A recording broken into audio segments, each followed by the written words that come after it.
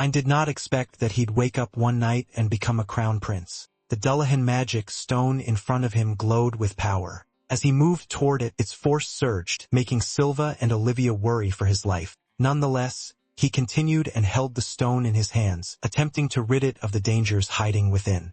Before all that happened, he once opened his eyes and encountered a god who was saying that he was going to be reincarnated soon. To decide his fate after meeting such a pitiful end, he'll be spinning a rare gacha, which will ensure that his next life will only be filled with fortune. He doesn't even remember his old life or how he died, but that's just how it is. Eager to move forward, the god tells him to go ahead and spin already, so he does and gets a super rare white and gold gacha. As it glows upon opening, he sees that he obtained the toxin decomposition skill. It makes him extremely resistant to poisons, so toxins and germs won't even stand a chance. Before he could complain, she opens a portal to send him into his next fantasy realm life, which is a world with stats, monsters, and magic. The young man reached out, desperate and still riddled with questions, but there's nothing he could do aside from following her command. The gentle breeze flows through the windows of a mansion. In his room, Ein wakes up after falling asleep by his table. He just dreamed of the time when he was reincarnated, which was an event that took place 5 years ago. His head was in so much pain, likely from his experimentation with his toxin decomposition, the skill that nullifies any poison or germ. Testing it on the mold he found outside was a success, but there was a price to pay as his head was pounding and his body felt heavy. While he decomposed the mold completely, he still felt like it was a dud skill. Unwilling to suffer in his second life as well, he decides to live life without using it. He scurried off, called to lunch since he was still going to train after eating. At the courtyard, Ein endlessly swings his sword, putting purpose and intent into each strike. To his joy, his father, Logos, says his technique is finally starting to look proper with effort. The man serves the kingdom of Heim, the largest continent, as its greatest general. Their house, Round Heart, governs the Grand Port and holds great sway even in the royal capital. With that said, Aim thinks he owes his cushy life to the super rare gacha pole. Just then, Cammy and Grint appeared on the yard, and Logos is overjoyed to hear that the boy's training preparations are complete. He warmly praises the boy, saying he already sees traces of a holy knight in him. In contrast, he coldly tells his firstborn to keep swinging alone while he watches over his brother. As they were leaving, Grint slyly smirks at his older sibling. Grint is the child of Logos' second wife and is just a year younger than Ein. Aside from this, he carries an exceptional skill. As the older brother, he received the toxin decomposition, which most would consider plain. In comparison, the second son received the Holy Knight skill, which only he holds in the kingdom. Their brother isn't a bad person, but his expectations for his children couldn't be farther apart. Tormented by the gap between them, he practices every day to ensure that he isn't left behind. Just as he panted in exhaustion, he saw a practice dummy wearing a knight's armor. The young boy looked around, checking if anyone was looking, and stood before his new target. A guard notices and warns that it'll be too hard and impossible for his age, but that's exactly why he has to try. With a deep breath, he charges in, eager to somehow earn his father's acknowledgement. His wooden sword hits the steel armor and his entire body is bounced back from reverberation. As the guard chuckled at his stubbornness, he shook his hand in pain. Back in the halls of the mansion, he decides to stop brooding over his brother. If he really wants to prove himself to his father and Cammy, the only thing he can do better than others is to put in an endless effort. As such, he studies and transcribes countless books. The boy goes on until the bright sky turns pitch black. Just then, the butler called him over for dinner and was surprised by the mountain of papers he worked on. He apologizes for getting too engrossed, but his effort to learn and train is nothing less than admirable, especially for his age. In fact, every servant in the mansion believes that he'll be a remarkable general one day. The praise makes him blush, but he can only hope for the best. Flashing a kind smile, the old butler then adds that the lady of the house will be done with her work soon. Ein brightens up at the mention of his mother, and he goes off to see her before supper. Walking through the corridors, he tidies himself up before entering the room and asks for permission to come in. Inside, Olivia welcomes her child with warm and loving eyes. Although she's his mother, he looks at her like an older sister, since he still feels the years of his past life. The parent embraces him tight, saying the scent of his hard work in the library still lingers on his body. Blushing from her compliments, he smiles and proceeds to ask about the work she's finished. Since she's always alone, there's so much work to do, and she was wondering how to wrap it up. This makes Ain't wonder if it's something their father isn't involved in. Nonetheless, he's amazed by what she can do as the head of a large trading company. Above all, the mama's boy finds her absolutely beautiful. Olivia then remembers that she has a gift she'd like to give him.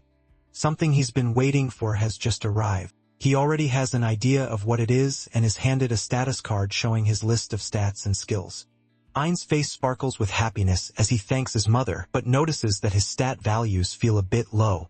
On the contrary, Olivia explains that they aren't bad, especially for someone his age. This allows him to breathe a sigh of relief. What's more, there's a gift of training skill, which makes his body resistant to illness and fatigue. This is a skill earned through his lifestyle and proof of how hard he works every day. She adds that they can go for a walk after she finishes an errand from her mother-in-law. Apparently, the old woman wants her to pick out some black tea for her. She says she trusts her eye for quality, but Aang knows that such a thing is a servant's job. The reality makes him sad. He blames himself for failing to be a worthy eldest son and causing his mother to be treated this way. Feeling his sentiments, she takes his hand and asks if he'd like to accompany her on this errand. He's overjoyed and would be happy to do so. Later on, a merchant sat in the middle of an empty room and quickly got up as he saw Olivia enter. Following her request, he immediately presents a bunch of tea options for the lady. While the trade was ongoing, I noticed a bunch of shining stones on the merchant's box. They are magic stones and have piqued the interest of the little boy. Used in a variety of things, the crystals of mana are found inside other magical species. High-grade stones can negatively affect the human body due to the mana they hold. Fortunately, the man has a low-grade one the boy can pick up with ease. While the two adults carried on with their conversation, he stared at the golden crystal in his palms. It smelled sweet and intense, almost like pure honey, so much so that he got the idea of what it might taste like. He stops himself, never having heard of anyone tasting a magic stone in 5 years of his life. However, the smell emanating was simply too tempting. Neither of the adults were looking his way, so he gives in and licks the stone. A light touch is enough to make his eyes widen in shock. It was incredibly sweet. Asked if there was something wrong, he brushes it off and guiltily says that he'd like to buy the stone. The merchant gladly gives it to them as a treat for his regular customers. With Olivia finalizing the deal and choosing 3 different teas, she invites her son to proceed with their walk in the garden. When he stands up to follow her, he notices that the crystal in his hand has turned clear and smooth. The next day, Aang was practicing his swings as usual. Although he was tired, he was oddly overflowing with power. He sees the armored dummy from yesterday and gets an idea. Noticing him again, the guard repeats his warning from yesterday. Regardless, the boy charged in with the sword held firmly in his hands. Gritting his teeth, he swung across the dummy's body and was able to stand his ground this time. The force is shocking and sends dust throughout the grounds. He then celebrates over not being sent flying unlike yesterday, but notices that his wooden blade had completely broken off. Even more surprising, he turned to the armored dummy and watched as it fell down. His attack cut cleanly in half, slicing through the wood inside and the steel armor covering it. The guard couldn't believe what he was seeing, and neither could he. Little did they know that his stats had skyrocketed since last time. The carriage steadily moved through the streets of the city. Inside, Olivia pouted with obvious dissatisfaction. Her son discourages her from being so angry, but that's out of the question. There's a reason why she, who's usually calm and kind, was acting that way. A grand party is being held, and Logesh seems to plan on announcing Grint as the next head of house. He'll also reveal the boy's engagement to Shannon at the early age of 4. Ain's mother apologizes, knowing he must feel left out due to his father's favoritism. He does feel a bit lonely, but more than himself, he pities his mother who's always looked down on because of his incompetence. While thinking of ways to prove himself to his father and to others, the boy remembers the moment when he cut through the armored dummy. The adults brushed it off as mental fatigue, but he knows something changed ever since he tasted that magic stone. Just then, they arrive at their destination and exit the carriage. Ain's jaw drops as he sees a huge mansion, much more grand than theirs. It was huge and splendid, fitting for the only one holding the Grand Duke status in the entire kingdom. Logus then instructs the two to wait in the hall while he and Grint meet Shannon's family. The The boy is surprised, especially when his half-family mockingly smirks at him, but Olivia just curtly turns and calls for her son to follow. Cammy called for her husband, saying the Lord is waiting. To make things worse, the two are later told that Ain is not allowed to attend the party. The event allows only one child per noble family, and Grint has already entered. Since it's their clerical mistake, Olivia asks them to make an exception, but it isn't possible. It already smells like a ploy from Cammy, who wants nothing to interrupt her son's day. The receptionist, who's caught in the middle, urgently apologized to the frustrated mother. Since he wasn't excited about the party anyway, Ain handles the situation well and exclaims loudly, bringing his mother's attention to the beautiful courtyard outside, even adding that he loved to stroll around. The man couldn't be more grateful and heads off to ask the head of the house for permission. Olivia asks if he's really okay with not attending the party. More than attending a party, he would be much happier spending time surrounded by the magnificent garden and joined by his mother, who is as beautiful as the flowers in bloom. Moved by his sentiments, she gives him a tight hug. The receptionist hurriedly came back saying he's received permission. What's more, the Duke told him to assign a guide that could host them while strolling around. As the two looked in confusion, a brilliant child walked forward to greet the eldest son of the Roundheart family. Her name is Kron, and she's the granddaughter of the head of the August family. Aang blushes as he sees the girl. Aang politely but flusteredly returns the introduction and asks what business the Duke's granddaughter might have with him. For some reason, Kron blankly stares at him for a moment before composing herself and apologizing for the incident caused by her family's negligence. To make up for it, she'll be acting as their guide as they enjoy the family's prized garden. With this, the three of them walked through the gorgeous yard while the sun was setting. While the two ladies exchanged pleasantries and compliments, Aang couldn't help but marvel at a bunch of blue flowers that were glowing. Kron recommends visiting around twilight, believing it is the most beautiful time. She silently observed the mother and her son, warmly bonding over the plants. In the party earlier, she heard people gossiping about Ain and how he's supposedly rude and lazy. With Grint as Loga's successor, Hyam's future was more secured. Now, she realizes that rumors really can't be trusted as the boy is the most gentlemanly person she's met today. He takes her by surprise by suddenly coming up and calling her beautiful. Like an ignorant boy, he shifts compliment over to the glowing blue flowers. Composing herself, she says it's a blue fire rose, which generates its own light. The requirements for its life are so strict, making it difficult to cultivate. She adds that no matter how dazzling it is, one must be careful as a single rose contains enough toxins to kill 1,000 men. The poison inside causes burning pain inside the body, earning it its name. Olivia chimes in, saying the flower can also become a beautiful gemstone in its most literal sense. Carrying crystallizing matter properties, it activates when the poison inside is extracted. Then, called the star crystal, the gem flickers like a brilliant fire in the night sky. They are extremely rare, with only 2 existing in the entire kingdom of Hyam. After all, the extraction method is unique and requires expensive medicine, probably worth an entire year's worth of the territory's income. Ain remembers the god's notes about his ability to decompose any poison of bacteria. With the image of Logos outright preferring his half-brother in his mind, he steels his resolve, willing to accept the pain as long as he doesn't pass out. Asked if she'd like to see a star crystal, Kron says she's admired them for a long time. Surely, his power was given to him for this very moment. Believing that there's something he can do, he reaches out to the deadly flower. The 2 ladies panic and try to stop him, but it's too late as he's already taken one into his hand, pulling it out by the thorny stem. Just then, the mana and poison inside it steamed away from the bloom. He feels as though he was thrown into cold water. The sensation can be likened to the sting of a carbonated drink with the coolness of mint. For some reason, he doesn't feel the pain and fatigue he experienced last time. Kron still tries to pull him away from the dangerous plant, but his mother stares in wonder, already getting an idea of what he was trying to do. Aang continued, certain that he could achieve what he wanted. Just like the gods said, against poison, there's no one stronger than him.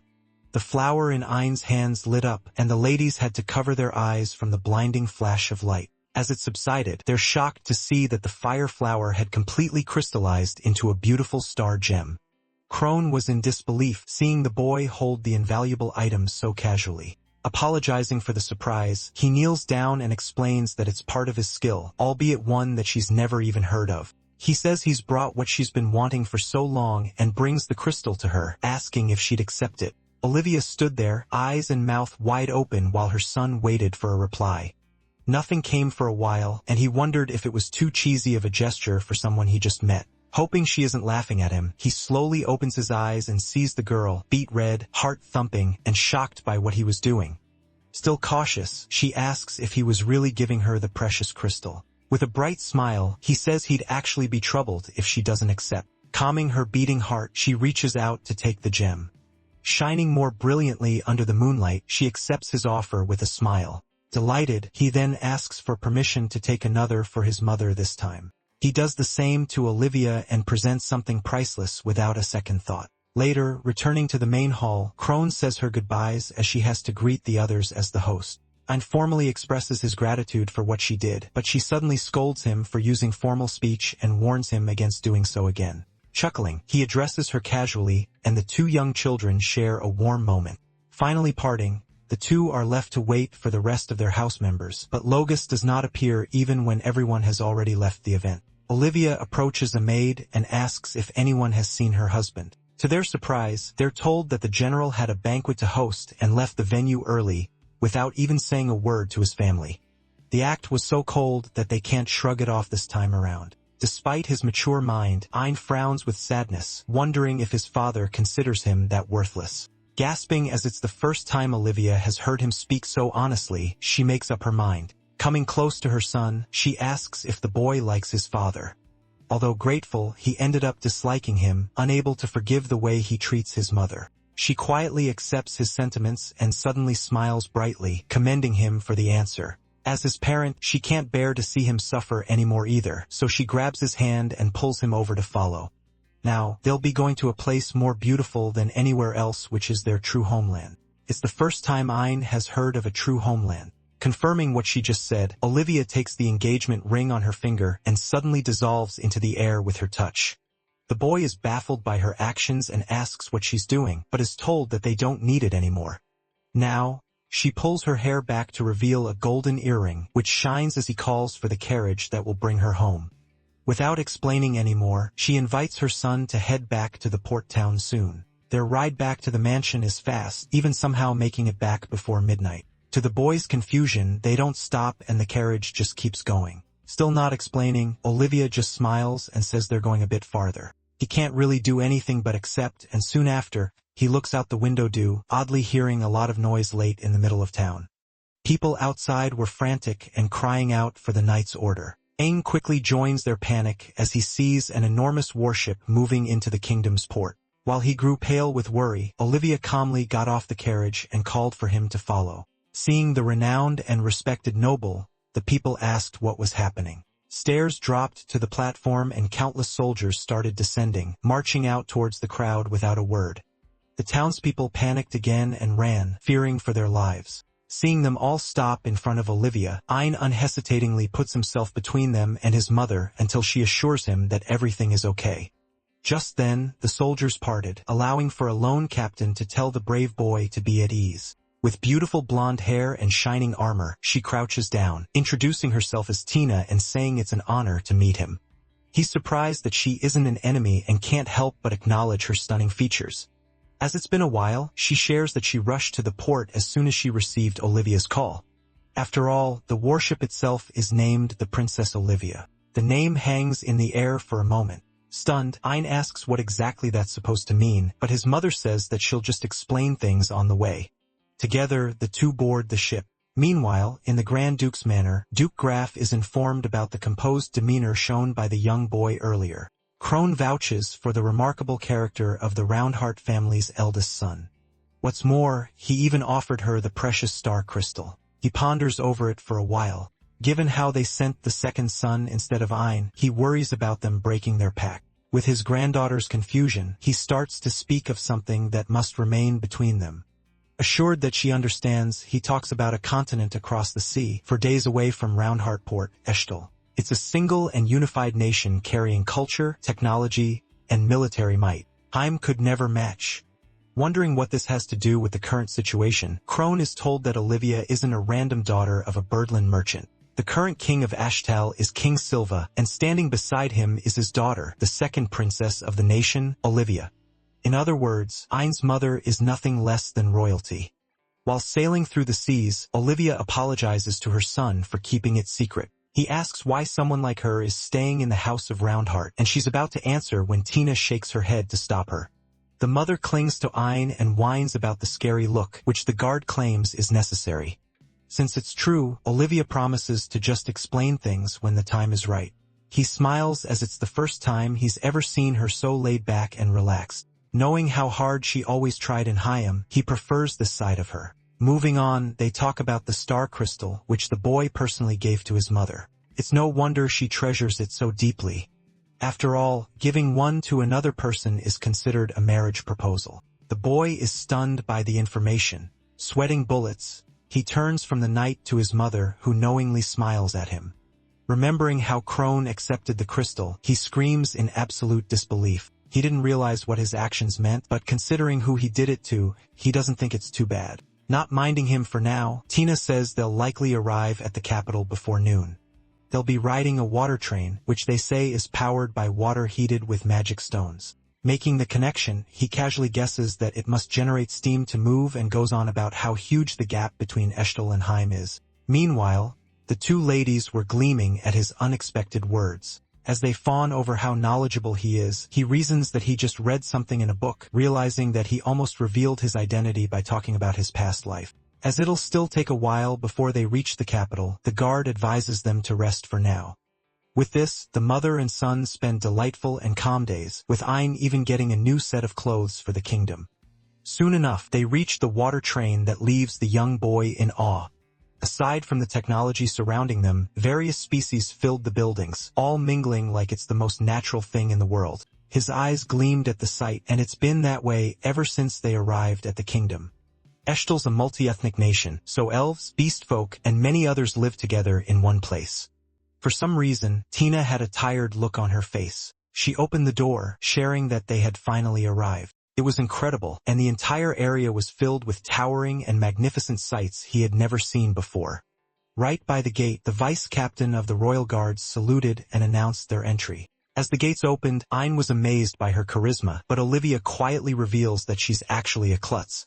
Proving her point immediately, Tina stepped aside to let the two pass, but nearly dropped to the floor before stopping herself right in her tracks.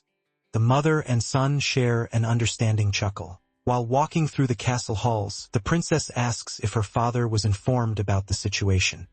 Unfortunately, things happened so abruptly, so she wasn't able to tell anyone. People were even instructed to pretend like they didn't see Olivia until the two met. The directive came from Martha, who doesn't want the king to worry.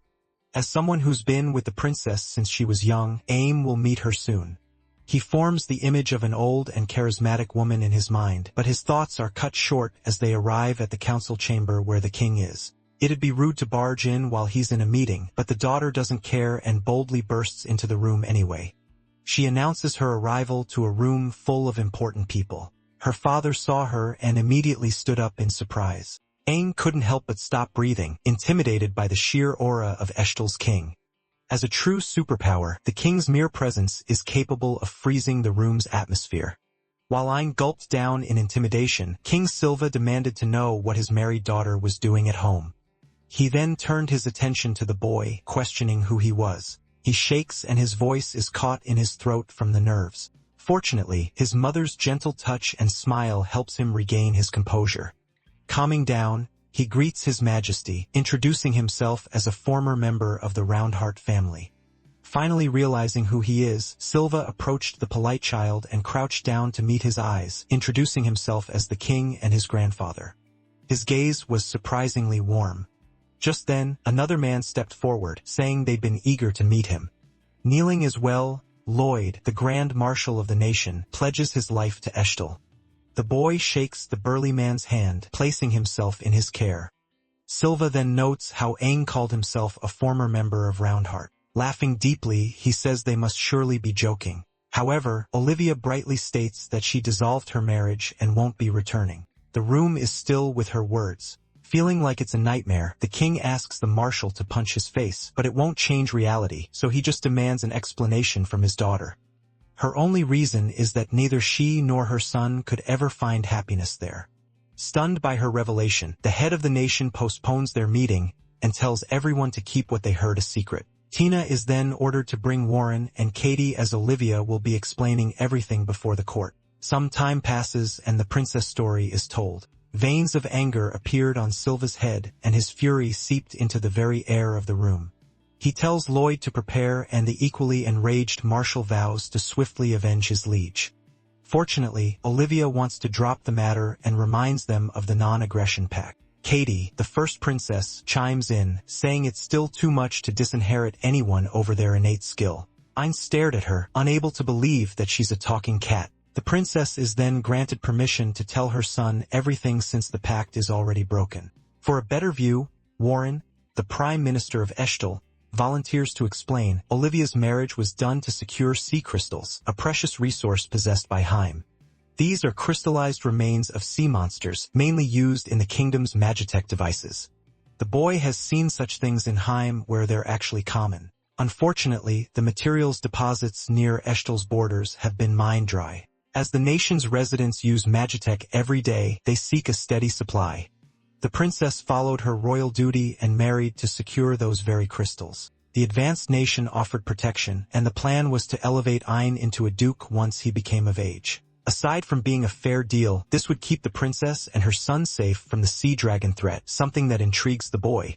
Lloyd suggests starting the search for a new supply right away, but Olivia says there's no need, since she's already found one through years of hard work. She asks her son if he remembers all the work she does every day, and he finally understands what she must have been doing. After hiring merchants and adventurers to scour the world, she finally found a new source, and she even brought all the details with her. Warren looks over them and is confounded as the location she indicated was already surveyed. To his shock, she's suggesting land-based sea crystals. Olivia hid her identity and posed as a trading company, but her skills are truly superb. The room is awestruck by what the princess just achieved. I knew exactly how many years and how much effort she devoted to that mission. Despite this, she was the perfect countess and was even revered by the townspeople. After Giarwanti was born, she was mistreated at home but never lost her smile. What's more, she always spent time with Ayn, no matter how busy she was with her duties. In contrast, he believes that he only ever caused her pain. Silva then apologized, realizing how pressured she must have been to do all that. She refutes it and puts her arm around her son, saying he's everything to her, and that she can do anything for him. No hardship is too great for the person who brought her true and unending happiness. Her words bring him great comfort, and the others smile upon seeing just how much the second princess has grown. Deciding to arrange a time for her wishes, the king starts making amends and calls on Warren, who then brings the documents he requested. With impressive speed as always, he's already procured the queen's consent and seal. Now, all that's left was for everyone else to sign it. They all do so happily and without a shred of hesitation. It is witnessed by both Lloyd and Warren. The seriousness and formality of it all confuses the boy, but it's only the beginning as the king of Eshtal suddenly called Ayn. In his name as the head of the nation, he declares then and there the induction of Ayn into the royal house of Eshtal. Others would laugh it off as a dream. Despite being born as the eldest son of a count in a country smaller than this, without even having his efforts acknowledged, discarded as baggage for a more useful sibling, the ruler of the most powerful continent in the world, in one night names Ayn as crown prince of an unparalleled superpower. In the royal capital of Eshtal, the news about Olivia's divorce and return was already spreading, along with questions of what Haim must have done to cause it. On top of that, they were also talking about the new crown prince and what type of person he must be. At that moment, Ayn was in the castle training with Lloyd, who wiped the floor but praised his stroke. In fact, it was apparent how much effort and training he put in every day. The boy is happy to hear such praise, but knows that his brother, who just started training, is likely already better than him. As someone eager to prove himself, he worked hard but ended up leaving without any achievements. Wondering if the kingdom's people will ever accept him as the prince, he says things could have been different if he had an actually useful skill. When he hears this, Lloyd notes the tear on the boy's shirt. Calmly approaching, he suddenly takes sewing tools that are kept in his clothes. The child was perplexed as he started to put the thread into the needle. More so when he began sewing the tear in his clothes with amazing dexterity and skill. The whole is seamlessly put together in the blink of an eye, seeming like it wasn't even there. The martial skill is tailoring, one that is completely related to his position and combat ability. While it might be embarrassing for someone of his stature, he reached his place with sheer effort. Still, he couldn't perform those moves without a trained body no matter how high his skill level is. Holding the boy's shoulders firmly, he says that effort is the real treasure that opens doors. If he continues to put the same effort he has until now, his worries will eventually be resolved. Hayne is struck by his inspiring words, but the two can't bond any further as they hear constant meowing. Katie appears and tackles him, saying she's been looking for him the entire day.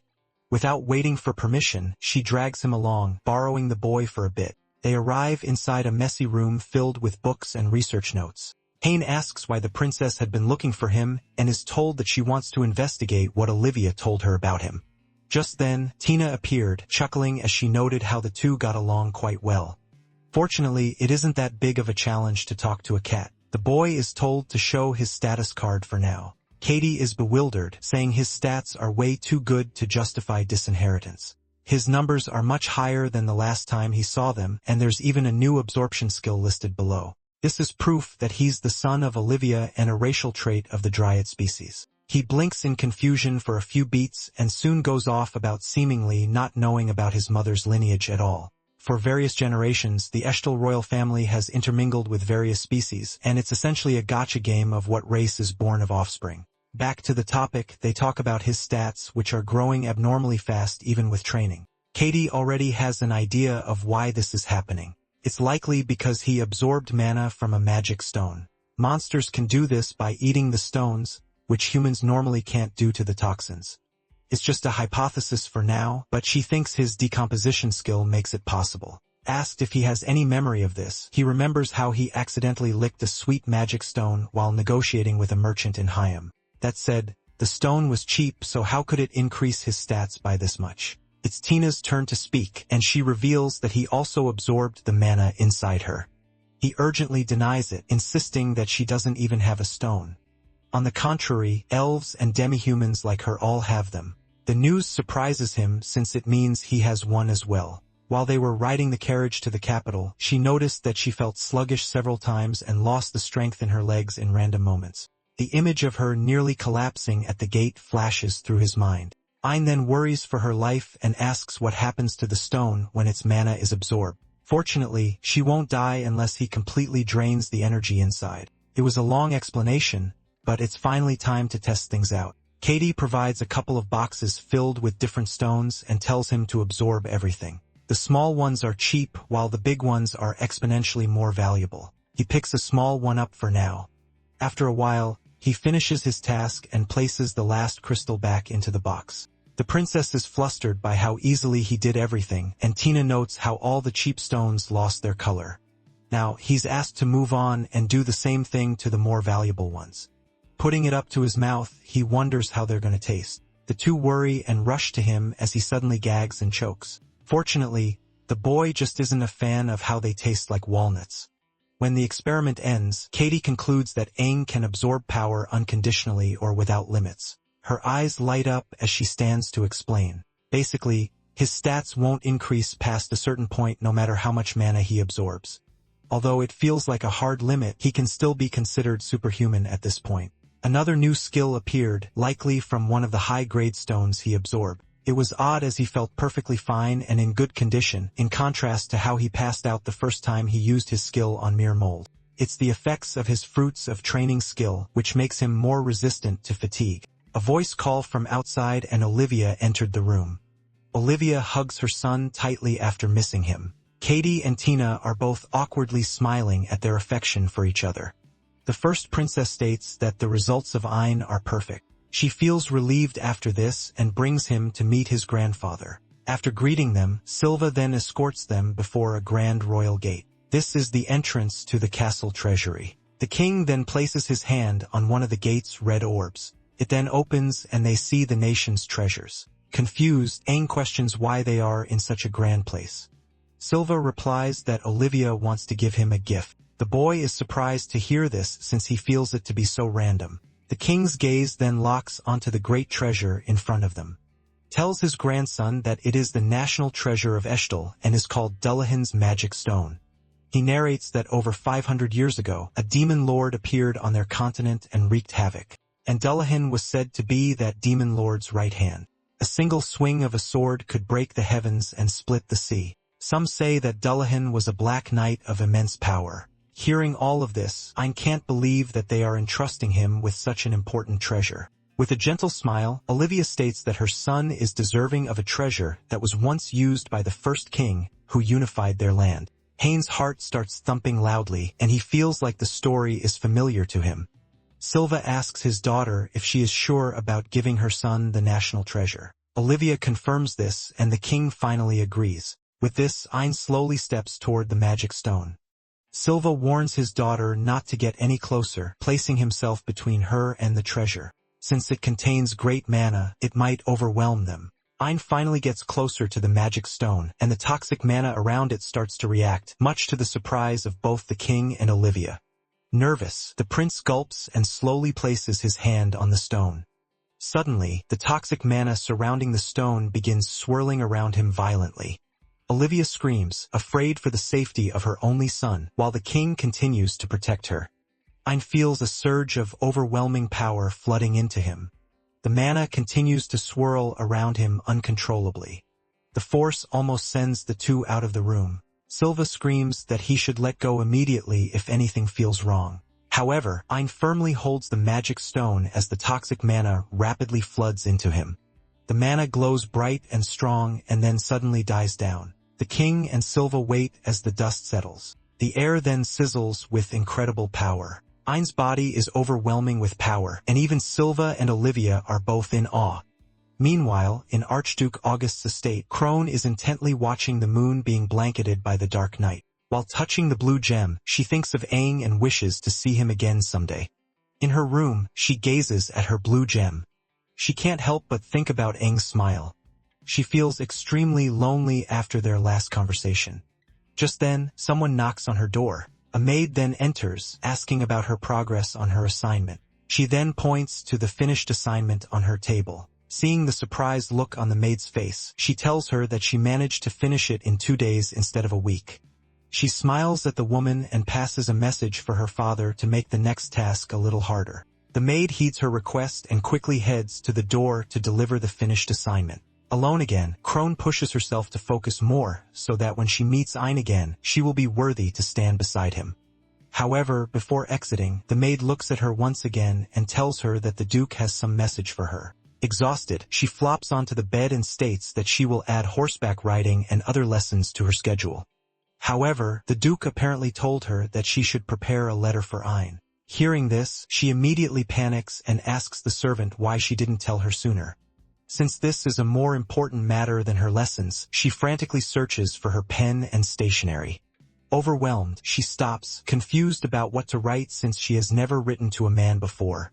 The maid begins to giggle, much to Crone's embarrassment. The maid apologizes, having never seen her panic like that before. She suggests that she ask her father how to do it. Crone agrees and immediately runs to her father's study, despite the servant's request for her not to. With much adoration in her heart, she can't help but look forward to writing a letter for Ayn.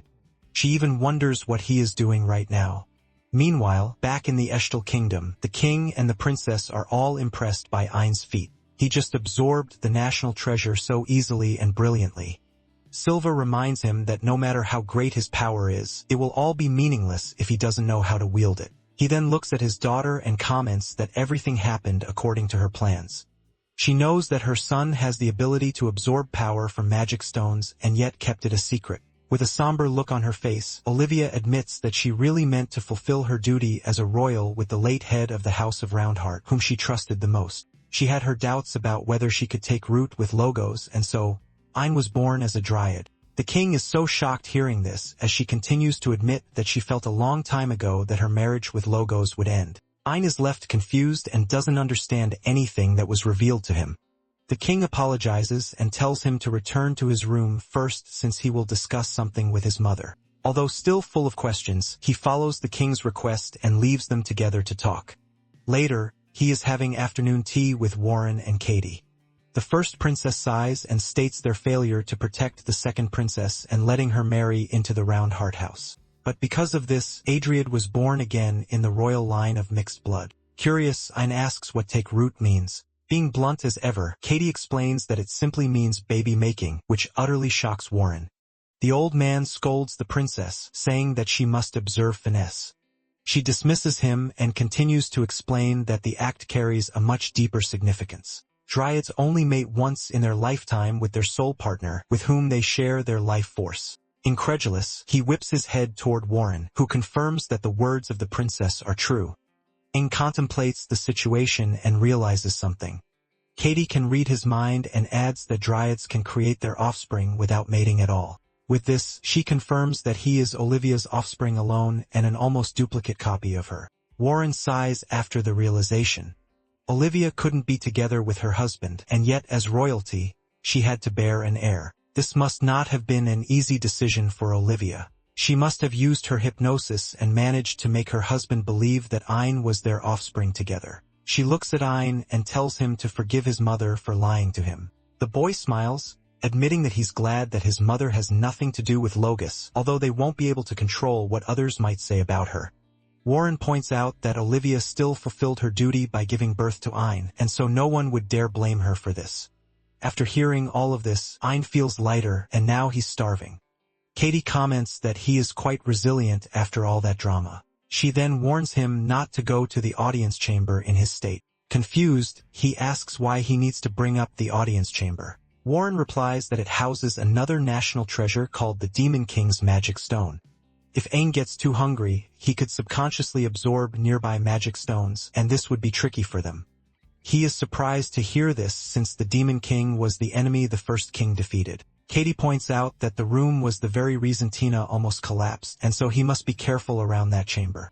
Interested in the first king, Ein asks more questions about the hero. Warren indulges him with more stories about the noble man. The first king was truly an inspiring figure beloved by many since his strength and heart were unmatched. Overwhelmed by how great the man was, Ein asks if his legend spread even beyond their borders, wondering if his name even reached time. Warren assures him that the first king's legacy won't easily be forgotten, and that a lot of people look up to him. Suddenly feeling somber, Ein realizes that everything he has now was given to him by his mother.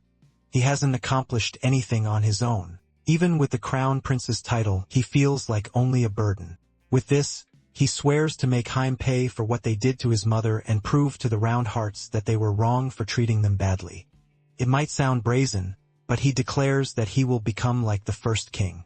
He will lead everyone with heart and strength, and his name will be etched in history. Hearing this, Warren pledges his loyalty to the prince. He will also order Lloyd and Tina to teach him swordsmanship. Meanwhile, he will take care of his scholarly training starting tonight. Katie suddenly jumps on his back, declaring that she will research his power herself. She then pulls him to her lab, wanting to study his Dullahan's power. He tells her to calm down as she continues to drag him down the hallway. Warren solemnly looks at the prince, and he can see the resemblance between him and the first king. Meanwhile, in the town, the people are living their normal lives while Ein is peacefully strolling through the woods. Lloyd informs him that his training involves fighting the monsters living in the forest. This time, the rabbit creatures will surely aim to kill him.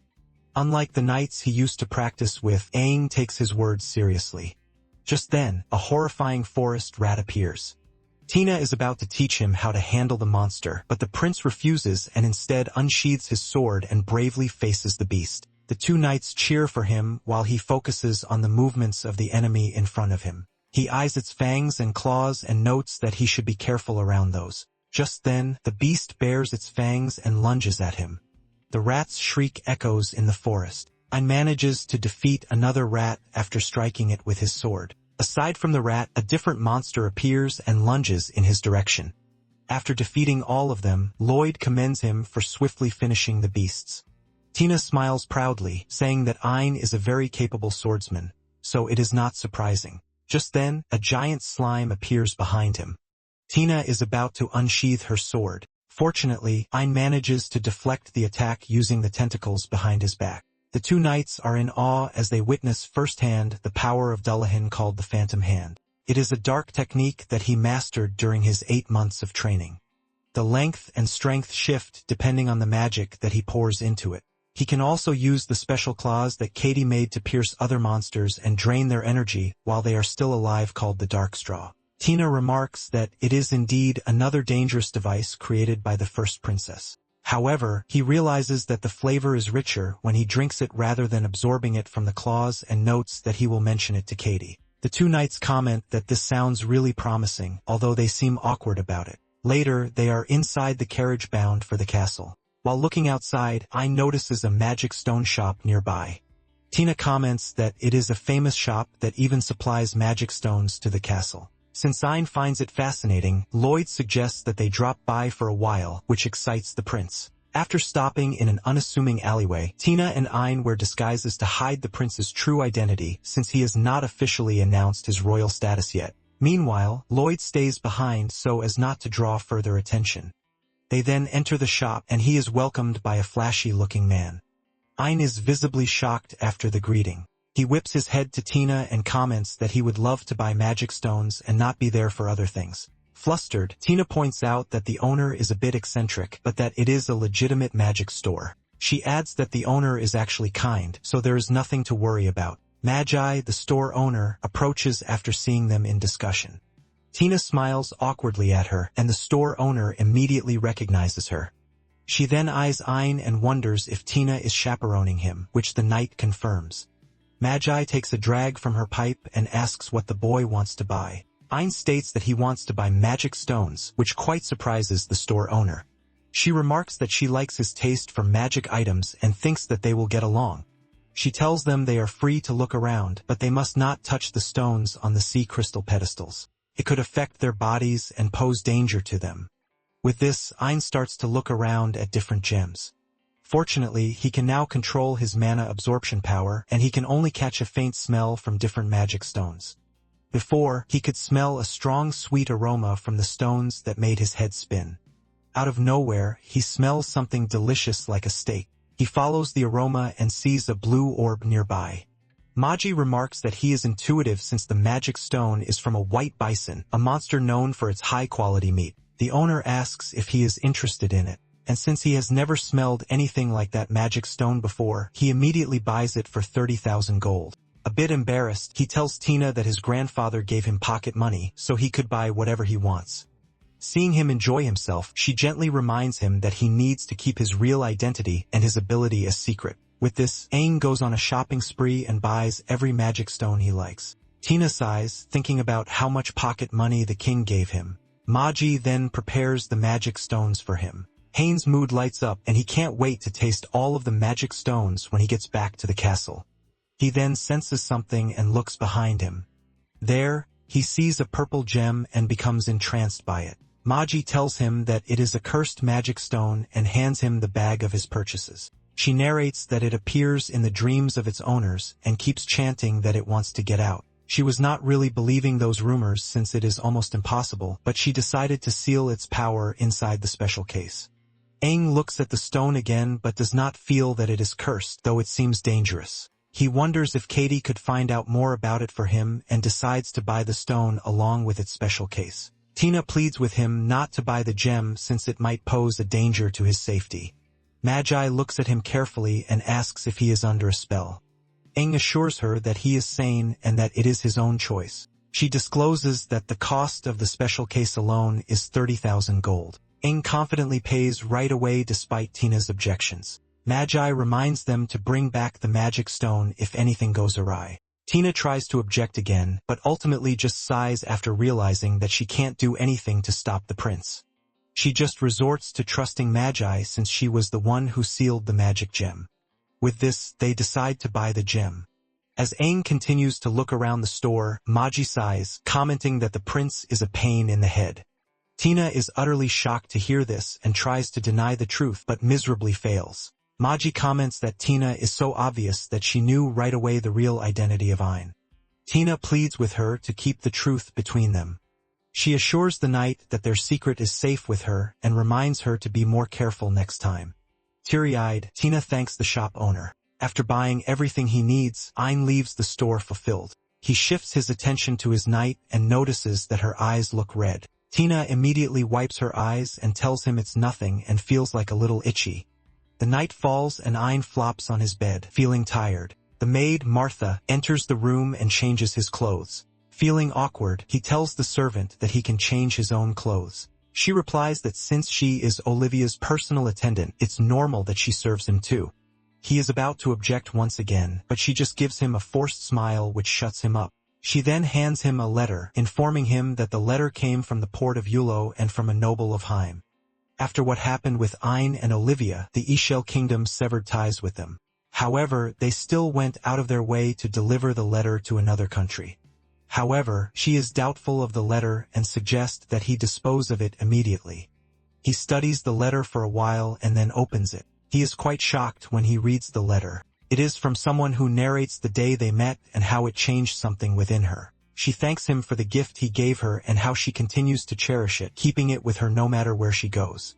Despite the letter not having the sender's name, Ein is sure that it came from Krone. However, she will only reveal her name if Eshtel would send a letter inviting her to the kingdom. Realizing that there's a possibility they'll meet again, Ein gets flustered. Ein stares at the letter for a while, still reeling that he actually got a letter from Krone. Martha asks if they should send a reply, and the prince confirms since Olivia has been fond of Krone as well. But he is worried that it will be difficult for someone from Heim to enter their kingdom. Martha assures him that if the person is someone close to Olivia, it should be okay. This puts him at ease, expecting that Warren would agree with the arrangement. He looks at the moon shining brightly outside and immediately thinks of Krone, looking forward to their meeting again. The next day, Aang gets busy training with other knights. Olivia, Lloyd, and Tina are all in the audience cheering for him. The knight is about to strike him down, but he manages to swiftly evade the attack. With this, Ein manages to aim his wooden sword at the knight. Cornered, the knight accepts defeat and Ein is announced as the winner. He then excitedly runs towards his mother, and she immediately touches his face. Feeling proud, she commends him for being such a hard worker. He then turns to Lloyd and Tina and thanks them for always mentoring him. Tina remarks that it is all because of his hard work and expresses her happiness for his improvement. While teary-eyed, she also comments that he has become a truly magnificent prince. Meanwhile, Lloyd reprimands the knights that lost against Ein and tells them to run laps around the outer wall until the sun sets. Ein approaches Lloyd and tries to defend the other knights, stating that he just got stronger by absorbing magic stones. However, the man disagrees with him and replies that one of his skills only manifests to those who exert effort in their training and prove to be diligent. Because of that skill, he mastered the toxin decomposition skill as a result of his hard work. He then tells the prince that he is ready to begin whenever he is ready. Confused, Aang asks what he's talking about. With a big grin on his face, he replies that he should do a mock battle with him. This immediately sends shivers down Ein's spine. Later, the town is disturbed by a large explosion from the castle. As the dust settles, Ein immediately accepts defeat after he has just dodged a powerful attack from Lloyd. The man is impressed at how he managed to evade his strike, adding that he has truly grown strong after all his training. Tina rushes to Ein's side to offer him a glass of water, but he warns her not to get too close, since he might absorb her magic stone, since he is exhausted. She instantly moves away from him. Lloyd announces that the mock battles are over, and with Ein's current skills, he should be ready for more opportunities. Confused, the boy looks at his mother. Olivia explains that since he is turning 7 soon, they should prepare for his enrollment in the academy. Ein is busy studying in his room. Olivia informs him that the academy where his father is a director is in the capital. It is recommended that he enroll there and commute via water train. He sighs, nervous that he has to attend the academy as the crown prince. Suddenly, Tina knocks and pops her head inside his room, asking if he could walk with her. Later, the two are walking behind the castle grounds. He had no idea that such a beautiful beach is situated there. Tina mentions that it is rarely used for leisure and is normally used as an emergency escape route. Since it is the day of the entrance exam tomorrow, she questions the prince about what type of exam he will be tested in. He replies that he will have a practical exam on swordsmanship. She gives him an assuring smile, stating that he will definitely pass the exam since he has both her and Lloyd's seal of approval. Ein hopes that it is true and wonders if she and Lloyd could beat Logas in combat. She fails to answer the question since it is tough to answer. Instead, she wants to show him something interesting. She then proceeds to drop her sword onto the sand. He focuses on what she is doing and intently watches as she drops the sword. She then lets go of her weapon, and his eyes follow its descent onto the sand. However, he is utterly shocked when he realizes that Tina has vanished. She then taps his shoulder, startling him when she suddenly appears beside him. Tina reveals that she moved the moment her weapon fell. In this case, even Logis would lose sight of her, and Lloyd would likely win the battle as well. Realizing the true strength of the two knights, Ein aims to surpass them in order to become like the first king. He thanks Tina for bringing him out to the beach and helping him relax before the exams. She shyly admits this, noting that he is sharp as ever. Just then, a strong gush of wind blows, causing Tina's hair ribbon to be blown away. Seeing her with her hair down makes him blush. She immediately apologizes and tells him that she will tie it back up. Noticing that he falls silent, she asks what is wrong. The prince averts her gaze and replies that it is nothing. The next day, Ein is accompanied by Tina to the busy academic district. It is bustling with many people and lively with students, teachers, researchers, and parents. The young prince is in awe as they walk around. Finally, they arrive at their destination, and Tina points out that they are currently at the Royal Kingsland Academy. Before departing, Tina wishes him good luck and cheers him on to do his best. Ein walks through the big hallway looking for the testing center. He finally finds it, but as he enters, a student is shoved across the room, hurting his back. Seeing the boy covered in injuries, Ein checks on his condition. Just then, an intimidating man speaks, goading the boy to go home to his mother since he is weak and pathetic. Ein looks at the examiner, Rick, and is disappointed by his foul mouth. With a thunderous voice, he shouts for the next student to fight him. As On watches the next fight, he is glad that the students are forbidden to give their names during the exam to avoid giving special treatment due to status. Rick mocks the boy he just defeated and declares that he failed as well. More students line up to fight with him, but the results are just the same and they all lost to the examiner. He also made it clear that skills are allowed as long as they are not long-range weapons. He then looks at Ein, who is the last one to fight with him. As he walks toward the examiner, he contemplates on not using his skill since it's too dangerous. He resolves on using just his brute strength. He then unsheathes his weapon and confidently faces Rick. The man urges him to come and attack, wanting to test his ability. With this, Ein swiftly lunges to his direction, showing how agile he is. Rick is momentarily shocked but manages to deflect his attack. He smirks, noting that the boy has some potential in him. Ein then moves with incredible speed, striking him on different parts of his body. He plans to confuse the examiner on his next move and use his size to his advantage. He then finds an opening and goes for it. However, Rick is faster and manages to land a blow, making him step back. With much confidence, he declares that the kid is not on par with him. Ain't silently agrees with his statement since Rick is stronger than the Castle Knights. However, he refuses to believe that he can't defeat the man. He tries to calm himself while the examiner continues to challenge his mental strength using his insults. He doesn't let the man falter his resolve. Seeing his determination, Rick says he won't hold back and make sure that he would teach a spoiled brat like him a lesson. Starting to get serious, Ein asks if he can use his skills as long as they're not magic. Rick tells him to show what he got regardless, confident that he'll win anyway. Gritting his teeth, Hein is barely holding his anger. The examiner keeps insulting his swordsmanship skills, and it feels like Lyad and Tina are getting insulted as well since they're the ones who mentored him. He even insults his mother, the one who brought him up. Suddenly, a surge of energy radiates from him. Rick is shocked when he sees the air sizzles with so much power. Angered, Ein uses his Dark Knight skill. Rick is stunned upon seeing dark tentacles coming out from the boy's back. He demands that he explains this, but Aang refuses to since that rule doesn't exist. Resolute, Aang grips his wooden weapon tight and braces himself for the fight. Rick smirks, noting that extra arms wouldn't scare him off, likening his opponent to an insect. This makes the boy more annoyed. The examiner then lunges to his direction, and they start to exchange blows. Rick notes that Aang just gave him more reason to move because of his extra arms, but nonetheless, this won't guarantee him a victory. He then proceeds to evade the attacks and unleashes more strikes, mocking On again in the process.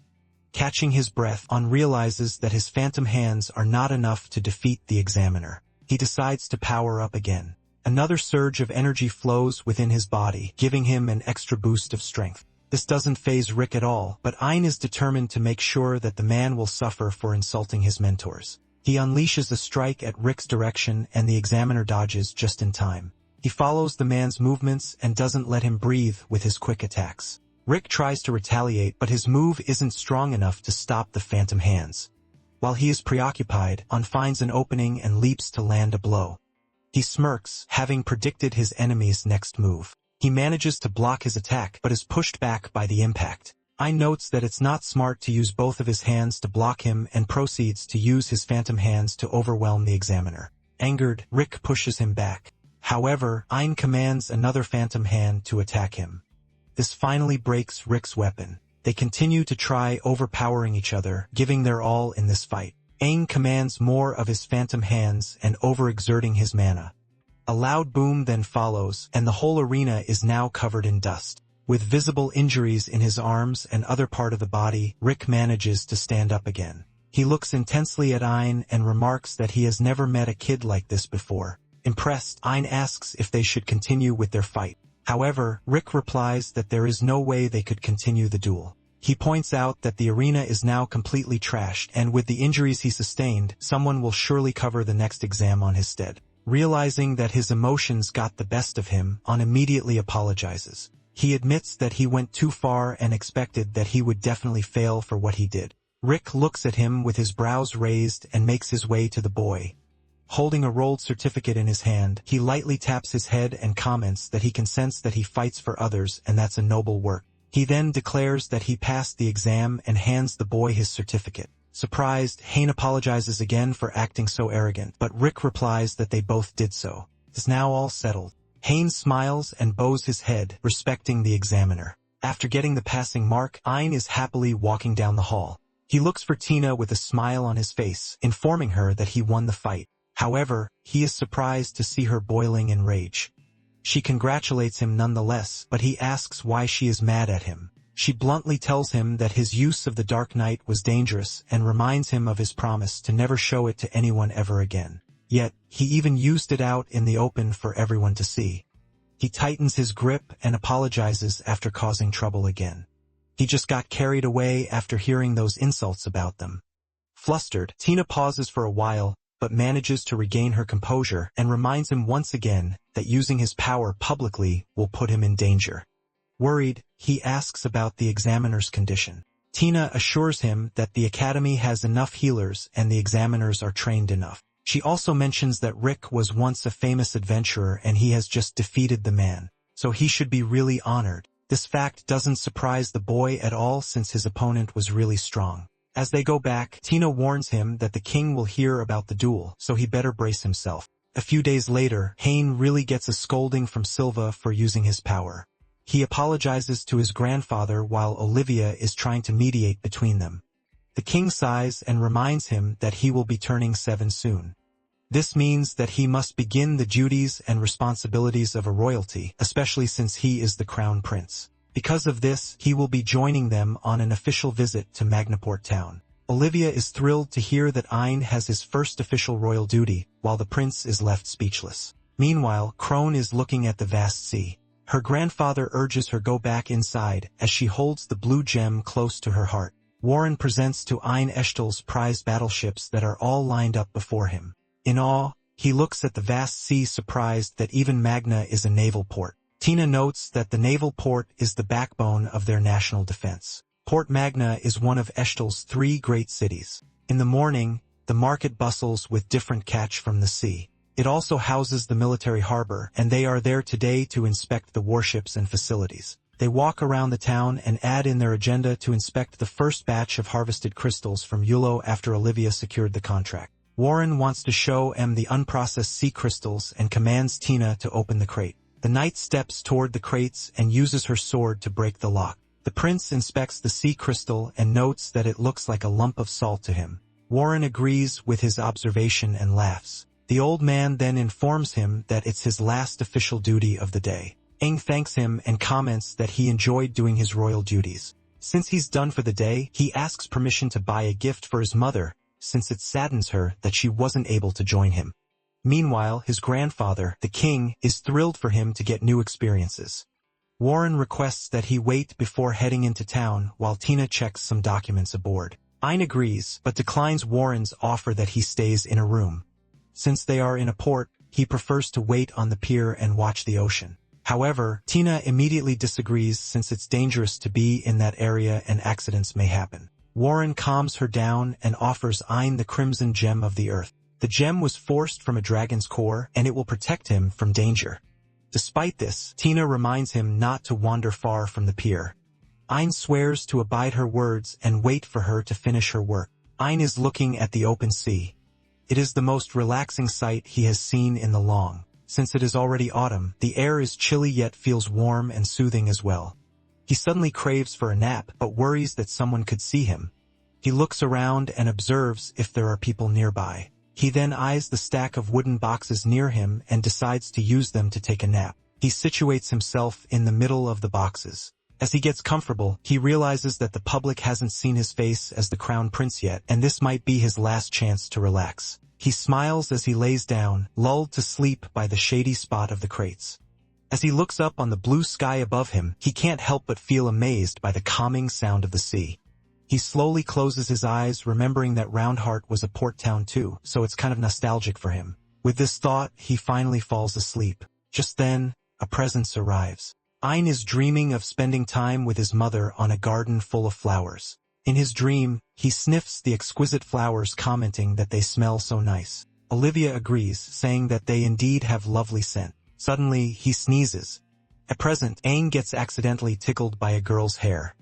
Hearing her voice, he slowly opens his eyes and gets a whiff of a familiar smell. She wonders what will his first words at her will be, guessing if it's to greet her or to thank her for lending her lap while he's sleeping. Realizing he is not dreaming anymore, Ein finally is wide awake. Ein is staring directly at Crone. He then reaches out and gently touches her hair. He wonders if it is okay to say that he missed her. She holds his hand and reciprocates the longing. Meanwhile, Tina is watching from afar with a smile on her face. Warren joins her too. Crumb tells Ein that she is shocked when she learned that he is a royalty. Ein admits that he felt the same. She confesses that meeting him again seemed impossible since he went to another continent, and talking with him feels so surreal. Curious, he asks if she is alone. She then points to the location of her grandfather and their attendants. She adds that her father is now the new duke and head of the family. After retiring, her grandfather was supposed to take her to the trading city for recuperating. However, on their way to the kingdom, her grandfather suddenly went missing. After hearing about it, Olivia helped them enter the port of Yulo and board a ship to Eshtal. It would be a disaster if it would be known to public that people from Heim are currently inside their kingdom.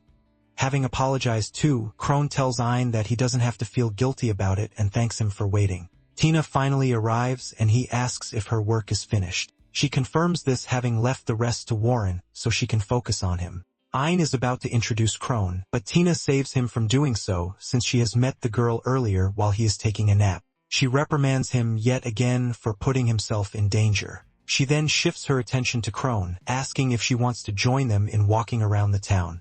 Crone bows before the prince, asking him if he permits her to join them. Flustered, Ein allows her to join them. That night, Crone meets with Olivia and expresses her gratitude for all her help and consideration for them. The princess tells her not to be formal with her and just speak casually like before. Crone heeds her request and the princess immediately perks up. Crone then wonders what she wants to talk about. Olivia asks her what she wants to do moving forward. Seeing her hesitation, the princess assures her that whatever she says will be only between them. Earlier, Warren and Tina asked her the same question. She couldn't voice out that it was all because she received an invitation from Aang to come to Eshtal, and that she badly wanted to see him again. She bluntly tells the princess that it is hard for her to say it out loud since they are in a tight situation. Olivia smiles and rather questions her intent to stay for the rest of her life in Eshtal. Determined, she admits that she has that resolve the moment she left the August estate. The princess is stunned for a moment and suddenly, a smile slowly forms on her lips. She lights up, accepting Crone in their life so easily. With this, she decides that Crone should attend the academy next spring. The school is different from Ain's, but it is being run by her mother, the queen. She promises to make her the best version of herself and turn her into the finest jewel of the kingdom. In this way, no one will question her origin. With teary eyes, Crone accepts the princess' offer to help her, grateful for her kind heart. That night, the prince continues his lesson and buries himself in his royal duties. Martha serves him a hot tea and tells him that he should go and rest for the night. He smiles, assuring her that he'll go to bed soon. He sips on the hot tea and feels the warmth envelop his body. Determined to finish his tasks, he pushes himself more for the final stretch. He continues to study until late and after a while, decides to finally rest. Just then, Crone breathes on him from behind, causing him to jump from his seat. She winks at him, laughing at how jumpy he can be. Flustered, he asks what she's doing there. She replies that she has just finished her lectures too, so she came to check on him. Feeling awkward, he comments that she should have just called out to him normally. She notes that he is too focused, so he didn't notice her at all, adding that seeing him study made her so inspired and feel like she needs to work harder as well. He smiles and informs her of the upcoming party to celebrate his mother's return to her homeland. She heard it from Warren and has received an invitation. He voices out his fear of attending since he hasn't formally introduced yet as the crown prince. She urges him to attend since the problem is really them being there. He is convinced by her words. When asked where she is heading, she informs him that she is on her way to the castle's grand bath. He tells her how spacious the grand bath is, and so she needs to take her time and enjoy it. She smiles mischievously at him and asks if he wants to get in the bath together. He shyly screams that he will not share a bath with her, pushing her to go on so she can rest early. After teasing the prince, Crone makes her way to the grand bath. The day of the party, Ein is happily observing everyone mingling with each other. It seems like his family is enjoying the party. Just then, Crone arrives rushing. She apologizes to Ein for being late since she had to greet other guests as well. The prince is stunned for a bit and immediately compliments the lady after seeing her in a beautiful dress. She reciprocates his compliments and replies that he looks good in formal wear too. They stand together on one side of the venue.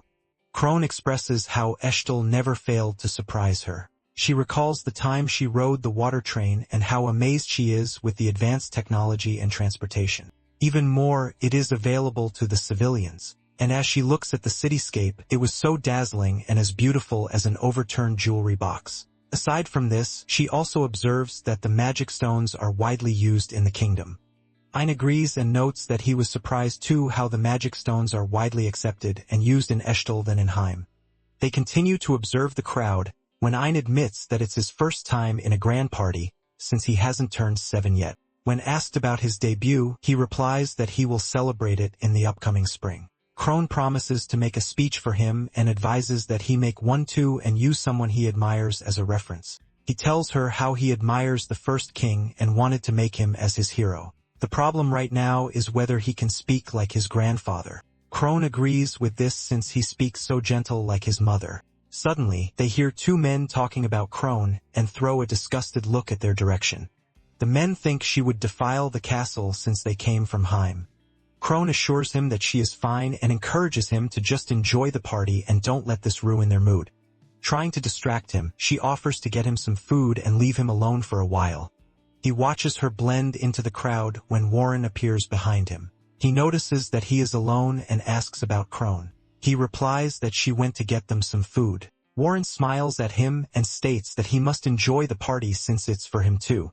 The king felt bad about what he had to endure at the Heim. Ein looks at his grandfather who also gives him a warm smile and a little wave. Warren adds that the monarch is thinking of officially naming him as the crown prince, which surprises the boy.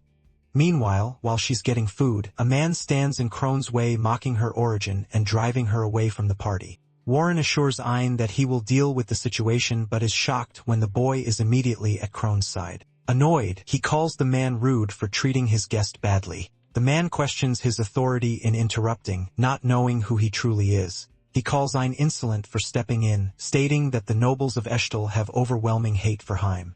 What they did to Olivia was unforgivable, and so it is only right to treat them with animosity. Crone tries to stop Ein, but he assures her that he'll be fine. He remembers the time when his mother and he were treated like they were nothing in Heim. They had nowhere to go, and his father obviously favored his half-brother. However, it wasn't Hein's fault or Crone's. It was all because he failed to make his father acknowledge him. He was then saved by his mother from heartbreak by taking him out of Heim back to Eshtel. So if the nobles agree to hate on Heim, they can also direct the hatred to him. The people are stunned to hear this. Ein then declares that he truly understands the man for being dissatisfied with a crown prince disinherited by the nation they despise. Seeing the surprised look on the man's face, he clarifies that he doesn't intend to punish him for what he did, blaming himself for being powerless, making his mother suffer, and being laughed at for being the incompetent first son. But then, he met Crone and found another reason to prove his worth. He apologizes to everyone because of his past weakness, but assures them that he is a much stronger person now. He then grasps the magic stone in front of him, and a surge of incredible power flows within him. The noble tries to warn him about the stone being dangerous, but all of them are shocked at how easily he handles the stone's energy. They are all in awe as soon as they see that the magic stone turned transparent. He declares that he will not lose to the monsters and shows them the gem he turned into a transparent one. After showing everyone the power he holds like the first king, he asks if they believe that he isn't right for the throne. The king rises from his seat and is about to object to his actions, but he has flashes of the past king and his grandson. Determined, he tells everyone that they should not resent Crone and come to him instead. Raising the transparent gem, he declares that he is Ein von Echtel, the official crown prince of their kingdom. He will strive to be the first king who led their land to its glory. If they can accept him, he appeals that they accept Crone too. He sighs and inwardly berates himself for letting his emotions get the best of him again. Crone then points out something to him, and he is beyond stunned when he sees the crowd kneeling and bowing before him, showing their acceptance of him as the crown prince. With this, he has finally become the official crown prince of Echtel Kingdom. After his declaration as the crown prince at the party, a formal debut ceremony was held for the citizens of Echtel to witness their crown prince. The people are accepting of him and admire him for being strong enough to obtain power from the magic stones. Meanwhile, the girls gush at his romantic move of protecting Crone from discrimination. The sight was beautiful and felt like it was straight out of a fairy tale. Warren observes the situation and can see that the people are becoming fond of the new crown prince. Crone offers Ein a glass of water during his break. The king sighs from his throne, commenting on how sudden Ein's proclamation was. Meanwhile, Warren reports that Ein's reputation among the nobles is excellent so far, so there is hardly a problem. The king remarks that he would normally reprimand his grandson, but he has suffered enough back in Roundheart. He then remembers the speech Ein gave at the party and notes that it was the same words as the first king before. Warren agrees. He has never taught the prince about the first king's words before, so he is quite shocked to hear it from him.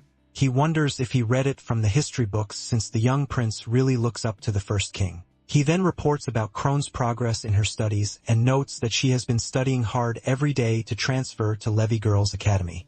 Along with this, he also presented her with 3 educational paths to choose from. First is to be a civil servant, second is to become a lady of culture and refinement, and third, to possess the knowledge and charm of a queen. Curious, the king asks what she chose. Warren reveals that she aimed to become a queen that the people can look up to and love. Someone who can support the king and be his guide, but also wants to become someone with high refinement and serve the people. The king laughs at this since basically she chose all of them. He looks warmly at the two, saying that they are what Echtel needs for their bright future. As he continues to observe the two, he gets a quick glimpse of what they would become as the future leaders of their country. Spring has finally come, and this means that Ein and Crone will finally start their days at the academy.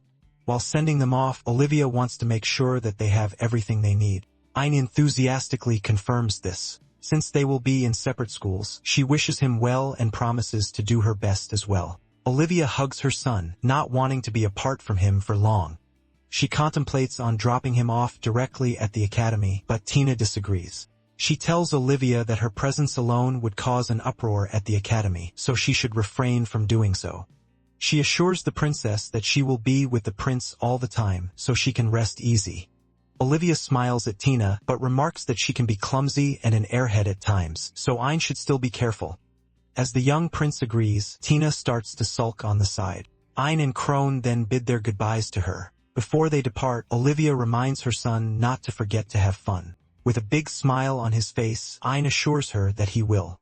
Later, they finally arrive at the academy and Ein is immediately overwhelmed by the crowd. Tina assures him that she will escort him to the academy. She adds that the hard part is just getting there and that the academy is the most relaxing place for learning. This confuses Ein since he can't imagine the academy being relaxing at all. They walk through the school grounds and finally arrive at the main hall. Looking excited, Ein can't believe that he will spend his academic life inside that building. Tina then tells him that her escort duties end there and another guide will come and tour him around the academy. She then calls a boy around Ein's age.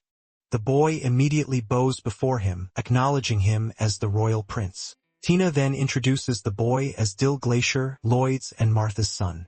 This shocks him to the core. Still reeling from the shock, he listens as Tina tells him how much of an achiever Dill is, noting that his knight cadet skills outshine anyone his age. Still unable to move on from what he learned, Ein had to confirm once more that Lloyd and Martha are a married couple. Tina confirms once more, and since the two hold high positions in the palace, they don't show affection with each other while at work. The young knight introduces himself again, honored that he is assigned as the prince's guard. Ein is about to greet the boy, but Tina delivers a message from the king. He tells his grandson that he should not treat his servants casually when around other people and must observe proper decorum and learn to carry himself like a royal in public. With this, he clears his throat and greets the young knight properly. Ever so formal, Dill greets him back saying that it's a pleasure to serve him. The prince offers that if it is just the two of them, he can call him Ein. However, Dill flatly refuses, saying that he is nothing but a lowly guard. Tina reminds him that she will accompany him when he is ready to leave and never go home alone with Dill. The prince agrees, especially since she is so insistent about it. He then wonders if Tina really doesn't trust him after his few mishaps. Later, the two start walking down the hallway of the academy. Realizing it, he asks if there is no entrance ceremony. The knight confirms that there is none and that everyone goes straight home that afternoon. He then sees a huge door and assumes that it is their classroom. As he is about to enter, Dill stops him saying that it's the Class 2 room. Dill then points to the next door saying that it is for Class 1. Ein looks up and is greeted by one massive gold door. Dill remarks that Class 1 is reserved for top achievers and the cream of the crop, so it's only natural to show off their rank. As part of the top class, the students are trained and nurtured in the best conditions whether they are nobles or commoners. The academy takes pride in pure meritocracy. Hearing that he will be with the top students, he tells himself to step up his game and study hard. After bidding goodbye to Dill, he tries to figure out how to open the door. To his surprise, suddenly, the door opens with his presence. He then looks at his classmates who are each doing their own thing. Some of them glance at him while others continue with their business. He quietly walks towards his seat and quietly recalls that Class 1 has only 10 students. Assuming that those are all his classmates, he starts to feel afraid that he might not get close to anyone since they are so few. He then sits beside a wolf can as a teacher walks inside the classroom. The man introduces himself as Luke and that he will be teaching Magi engineering and will be their homeroom instructor for the rest of the school year. He wasn't supposed to be their teacher, but someone quit. Straightforward, he tells them that their class is exceptional, so there is only one thing he expects from them, which is delivering great results. He then dismisses the class, which surprises the students. Before leaving the room, he mentions that as long as they continue being exceptional students, they can skip class but must make sure to attend the biannual exam. He also adds that they can consult any teacher if they have troubles, or use the school facilities as needed. With that, the teacher completely leaves them on their own. Ein is quite surprised that they have so much freedom as the top class. His seatmate agrees with his sentiment and introduces himself as Lauren, sharing that he is majoring in Magi engineering. When asked about his major, Ein replies that his is swordsmanship. Lauren realizes that he is the infamous guy everyone is talking about who defeated the examiner. He even heard that Ein smashed the man's face and blew up the whole arena. The others hear their conversation and all look at Ein. With an awkward smile on his face, he just wishes that his classmates won't see him as a ticking time bomb who can just snap anytime. Lauren asks for his name, and as he is about to introduce himself, Dill enters the room and announces his presence. Lauren recognizes Dill as the son of the head knight, wondering what he might be doing in their class. As the young knight reports to Ein, he couldn't help but address him with his status as the royal prince. Hearing this, the whole classroom erupts in shock. Dill asks him if he is ready for the academy tour. He then looks at his seatmate and shakes the wolfkin's hand since he failed to introduce himself properly earlier. He then offers to come along on the tour around the academy. Lauren respectfully declines his offer, saying that he has papers to submit to the professor. Ein waves at him with a friendly expression on his face. As he leaves the room, Lauren can't believe that his seatmate is actually their nation's crown prince. Dill tours Ain around the academy, discussing different facilities that are important for him to get familiarized with. Exhausted, Ain comments that the academy feels like a castle itself and they're not even finished touring all of the facilities. Dill assures him that he will stay by his side as much as he can so he can guide him through the academy, but there will be days that he can't avoid due to his own classes. Ain agrees with him since he doesn't want his guard to sacrifice his own schedule just to be with him. Dill insists since the prince's safety is his priority. Ain almost sighs since Dill is so stiff with him. To try and ease their conversation, he looks around to find an easy topic. He then sees a group of girls and asks the boy what kind of girls he likes. Dill looks blankly at him, and so he asks if he wants someone who has long hair or someone with a kind personality. Enthusiastic about his tactic, the prince thought that he finally closed the gap between him and his guard. However, to his dismay, the boy even makes a grumpy face, confused about his question. Disoriented, he questions the prince as to why he is asking such queries. But anyway, the guard still answers and prefers someone who can fight and is stronger than him. It would be great if he finds someone who risks their lives protecting others and ideally over 190 centimeters tall. Hearing this, Ain remembers Tina and thinks that she matched all of his descriptions. Dill continues to describe his type and adds that someone on par with his father would be great as well. Ain then imagines a woman with a muscular build but with Tina. However, a powerful build doesn't match her image in his memory. He comments that his type seems hard to find but cheers him on. Dill appreciates his support since when he told his friends about it, they just laughed at him, finding his type ridiculous. So the prince's support means a lot to him. Hearing this, feels like his distance with Dill is starting to close. It might be just an inch right now, but it is still a step forward, and this makes him happy. He then invites his guard to grab dinner together since he wants to talk to him more. Dill follows his request. However, the dinner setup is far from his expectations. As he eats, Dill is just standing behind him watching his back and ensuring that he is safe. Meanwhile, at the Live Girls Academy, the girls surround her trying to make her with their brothers. With a regretful look on her face, she states that a commoner like her could never match with a nobleman. However, the girls disagree with her. The chancellor has approved of her, and with her unmatched beauty, surely there will be noblemen who would fall for her charm. She thanks them for their kind words, but refuses to give the royal family trouble. The girls understand what she meant and apologize for overstepping and just hope to form a good match. She thanks them for thinking of her and putting her welfare first. She looks forward to getting along with them. Seeing her warm smile, the girls blush, seeing her pleasant face. Kron quietly contemplates that she won't be staying too long in the academy as a transfer student. But if this is where Olivia once studied, she is sure that the place will cultivate her potential and help her reach her goals. So she needs to strive hard and do her best and make her stay in the academy worthwhile. That night, in the outskirts of Eshtal, the knights are alarmed and in panic after discovering that one of their high-risk prisoners escaped. The cell can be only opened with a special magic tool, and they all wonder how he managed to get out. The head orders the knight to bring him all the roster of the recent staff. As he looks at the list, he can't help but be worried. The prisoner is known as the Slacker and a vampire, and they must capture him immediately since he is a threat to the peace of the kingdom. He is a former adventurer hired by a noble and a ruthless killer who murdered for gold. Elsewhere, the vampire prisoner stands in a clock tower and smiles, and waves goodbye at Lauren after their class. On the school hallway, Dill escorts him while checking how he's settling in. The prince states that he is adjusting just fine, although the lax system of the academy makes it hard for him to decide what he should do for his own training. Suddenly remembering, he asks Dill about the teacher that got changed. Dill pauses for a while and reveals that the issue wasn't publicly announced and is kept a secret. The previous teacher was dismissed because of his twisted beliefs and behavior. He is Magnus, the third son of a marquis house tied to his own duchy. The teacher taught pharmacology and has insane interest in toxin. In addition to this, he broke the academy's code and openly discriminated against the commoners, giving unfair treatment based on status.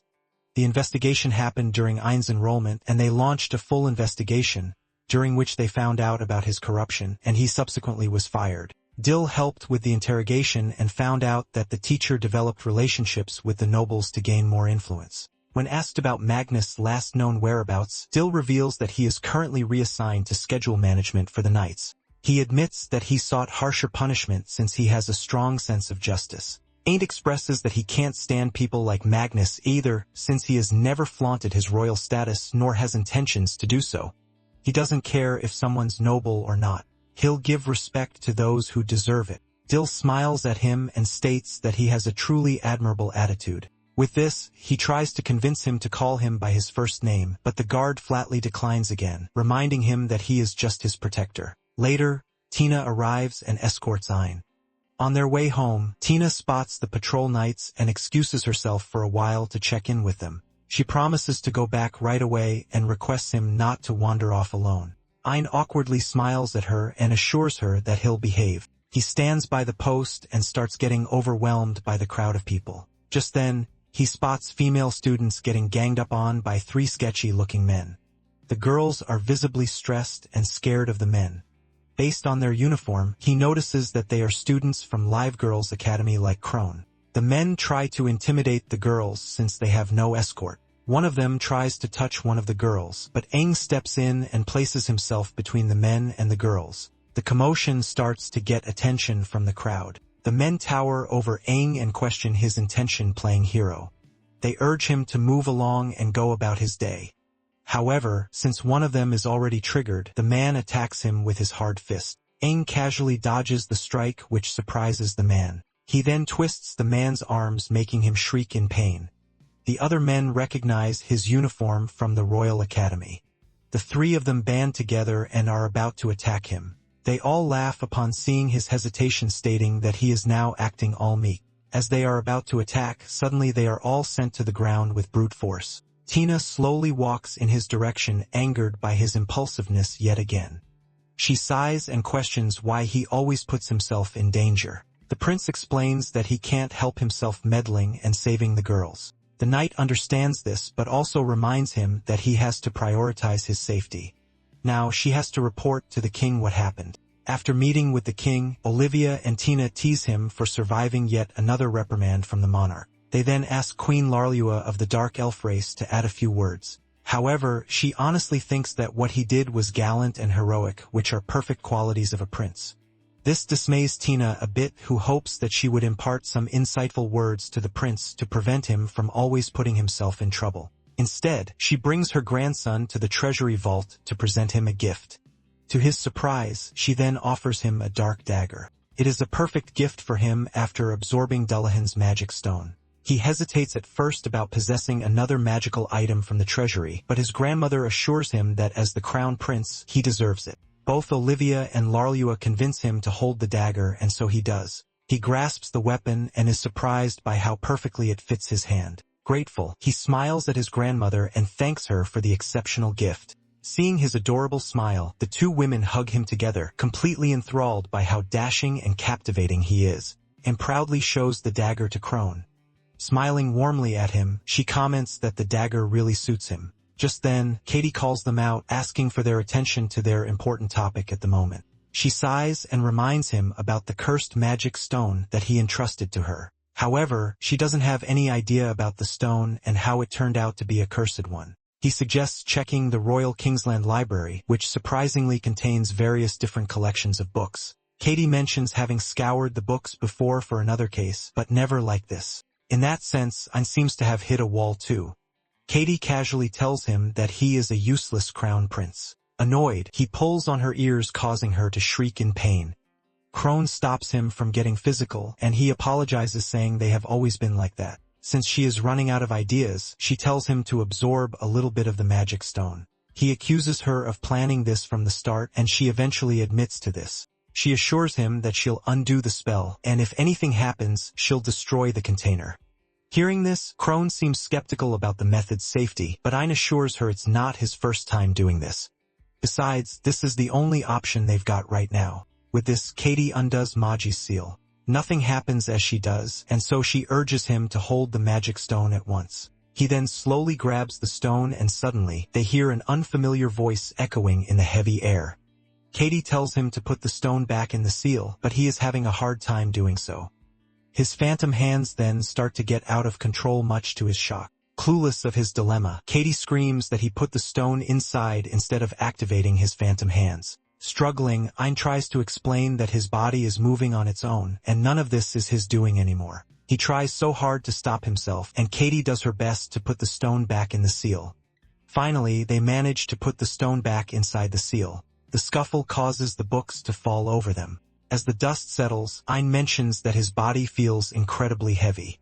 Katie agrees since he manifested the phantom hands all at once. However, the two are suddenly stunned and point at his arms. Confused, he looks at his own arm, which transformed into an armored one. The change in his body after holding the dark stone shocks all of them. They looked at Ein's arm in shock, wondering why it was clad in armor. Katie asks if he took too much mana, but the boy insists that he just picked it up before his body moved all on its own. He recalls Meiji saying something about magic stones attracting each other. It only happens between certain crystals, as some keep bonds from their previous lives. For example, the Dullahan stone and the Demon King stone are drawn to each other and used to react violently as if moving closer on their own. With this, the merchant told him to proceed with caution at all times. It's possible that he felt drawn to the cursed stone because it carries a strange bond as well. He now looked at the crystal while remembering her words. As voices come from outside, Katie tells him to hide the armor quickly. Crone is instructed to stall Tina as they'll be in trouble if she sees what they've done. The young lady tried to do as told, saying it was messy, but the vice captain was already pushing her way through the door. She sees the three, all staring at her and acting like there's nothing wrong. Fortunately, the armor vanished in time, and the princess is just scolded for causing trouble again. She's come with a package, apparently meant for Katie. Already having an idea of what it is, the researcher tears through the wrap box. Her eyes sparkled as they all looked at a book that she's been waiting for months to arrive. Adding that she has another thing in the back room, she asks Tina to take it out. The princess spent an entire year's worth of allowance, and it was obvious from the fancy binding alone.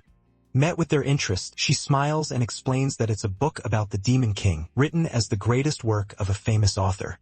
The mention rings in Ein's mind, and Katie wears some fancy gloves to get right into the text. As she flips through the pages, she gasps in shock and worry and reveals that she can't understand a single word. It's an ancient Elvish, a script only a few living elves are capable of reading. Unfortunately, even Tina, who's lived in the capital too long, will be unable to read it. Taking a look at the photos, Crone notices something and invites Ein to look as well. It's the portrait of a dignified man. The boy is surprised to hear that it's probably Dullahan, who looks very human. In fact, he looks a lot like the prince himself. Wanting to read as well, Katie heads off to find someone that can help and tells Tina to watch the packages while she's away.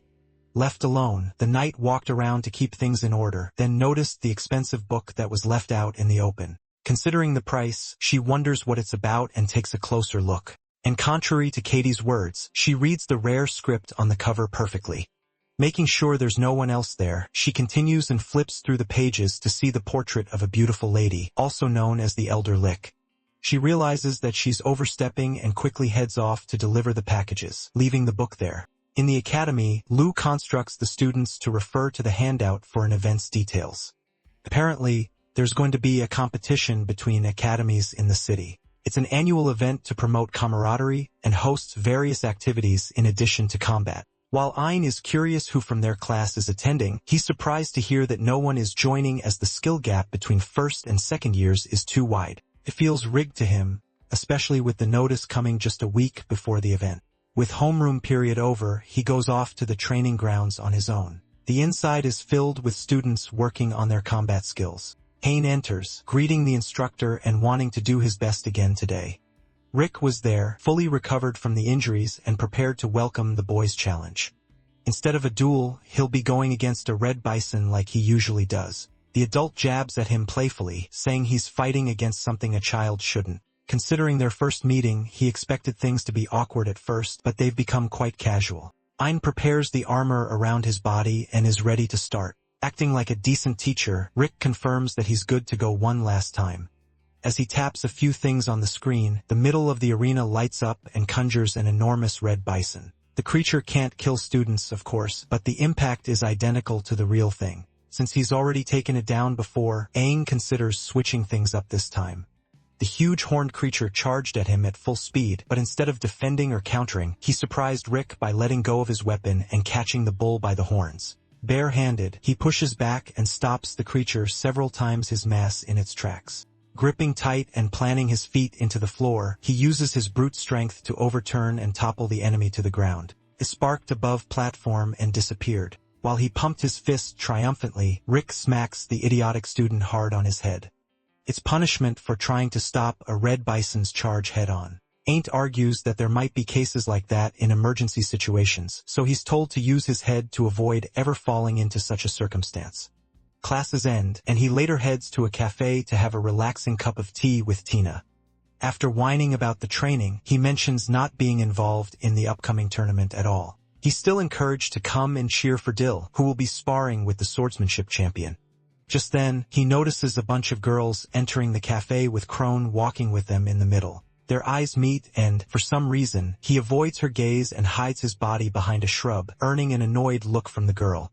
This is brought to his attention and he reasons that he just moved reflexively. To make things worse, the group sits right behind their table. One of the girls shares that the prince actually saved him from thugs the other day.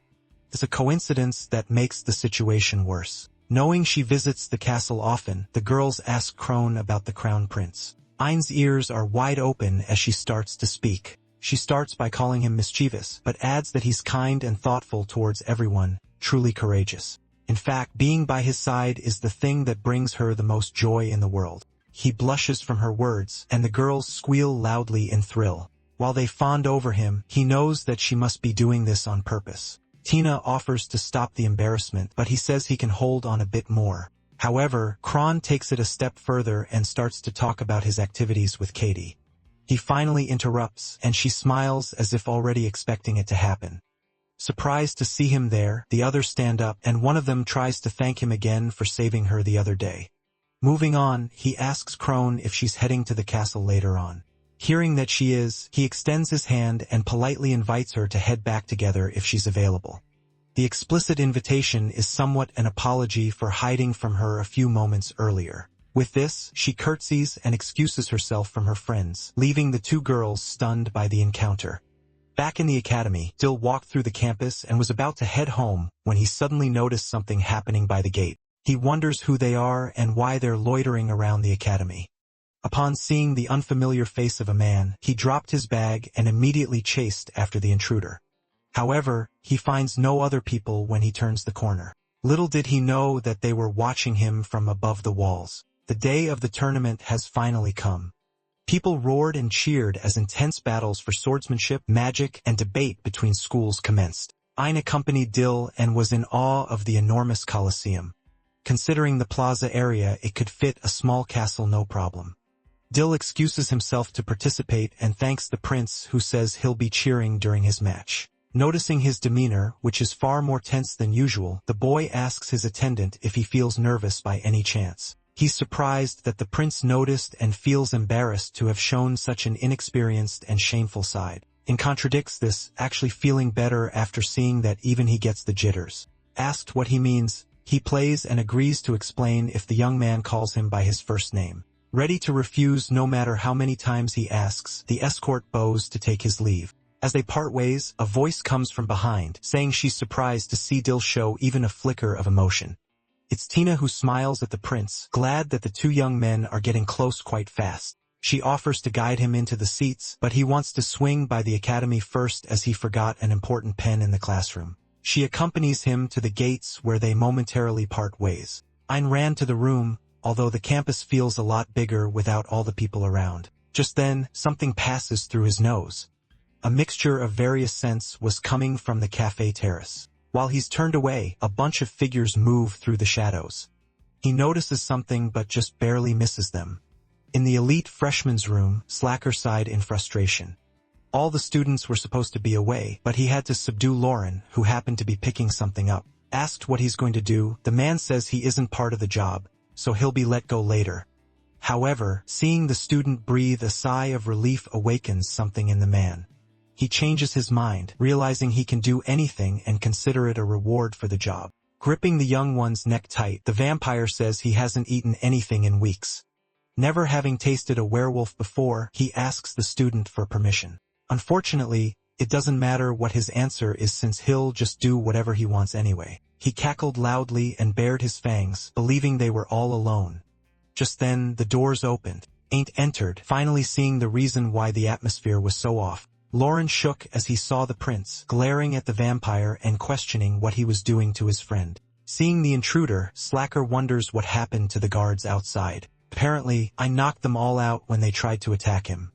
The fact that they were defeated by a child does nothing but irk the vampire, who is the kind of person that's annoyed the most by useless people. He scratched his head in frustration, not caring that his sharp nails were wounding his skin. Unfazed by his behavior, Ein encourages him to surrender quietly, but he's had his fill of cages. Since this is the case, the boy takes his blade and charges in, ready to take him on with all he's got. He unleashes a flurry of swings, first freeing his friend from the enemy's grasp. While the prince catches Lauren, Slacker is surprised that he's actually hit and is amused by the boy's speed. Not caring for his praises, AIM demands to know who they are and what their purpose is.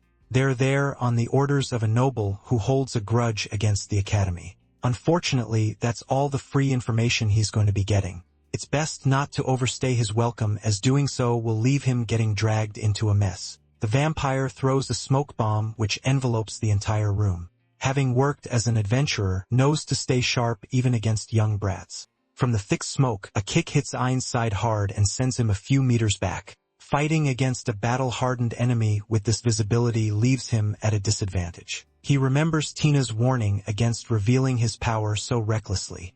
It'd be terrible if any of the enemies saw him right now, but the vampire hurt his friend. Slacker disappeared from his vision and raised his blade to cut the boy apart and drain him dry. He doesn't even get close enough as he's hit with something hard. Not knowing what happened, he's left confused when he sees the phantom hand sprouting from the boy's back.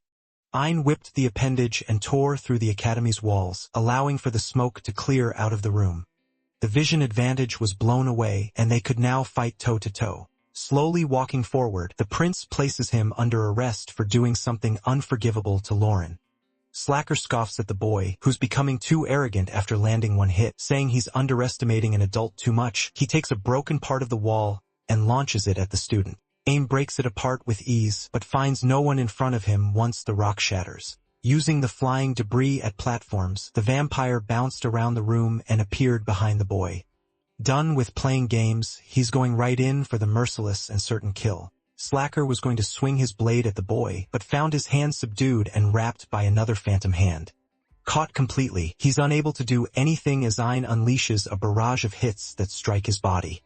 Infuriated, he questions who the boy is and drops to the ground. Unconscious, the prince undoes his power and checks on Lauren's condition, freeing him from the ropes. Asking where the enemies are, he's told that they've all been taken care of for now. As for their purpose, Ein recalls the vampire saying something strange about their employers holding a grudge against the academy. Back then, Dill also said that a man was fired for his problematic behavior and ideology. Lastly, he remembers the mixture of scents he smelled near the terrace. Putting the pieces together, he realizes what's happening and urgently tells Lauren to evacuate to the main gate and call Tina to the terrace. The prince heads off on his own without explaining. He arrives at the campus cafe and says that a fired professor has no right to be lounging around there. In front of him, Magnus, the former professor, sat idly. He greets the crown prince, saying it's an honor for him to know who he is. The boy's hunch was right, as he's the only noble who'd hold a grudge against the school. Asked what he's plotting, the man feigns ignorance, but Ein has already confirmed his sense of smell by coming to the terrace. There's a massive amount of magic stones in the lake, and he's likely going to trigger a magic tool overload and cause an explosion. Being caught makes him smile. The prince has an acquaintance who blows things up, so he's aware of the signs. Magnus is impressed, not expecting him to even notice the bomb. He then goes on about how the academy and the monarchy have become rotten. They're crawling with commoners not worth teaching, and the boundary between nobles and the rest have blurred. He tries to convince the boy to take a stand against such a regime, eager to prove who is truly useless, to his family, the director of the academy, and to Dill who reported him. His grudge against the young man becomes apparent. Unfortunately, the prince loves Eshtel and his school as they are now, so he'll do everything to protect them. Magnus finds it shameful that they couldn't see eye to eye.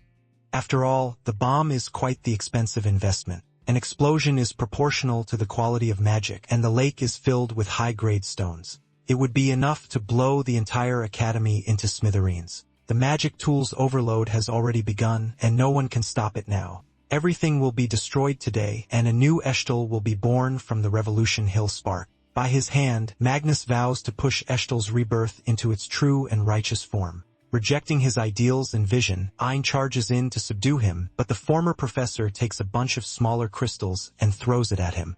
To the boy's surprise, they suddenly explode to send him far back. They were magic tools that emit powerful shock waves.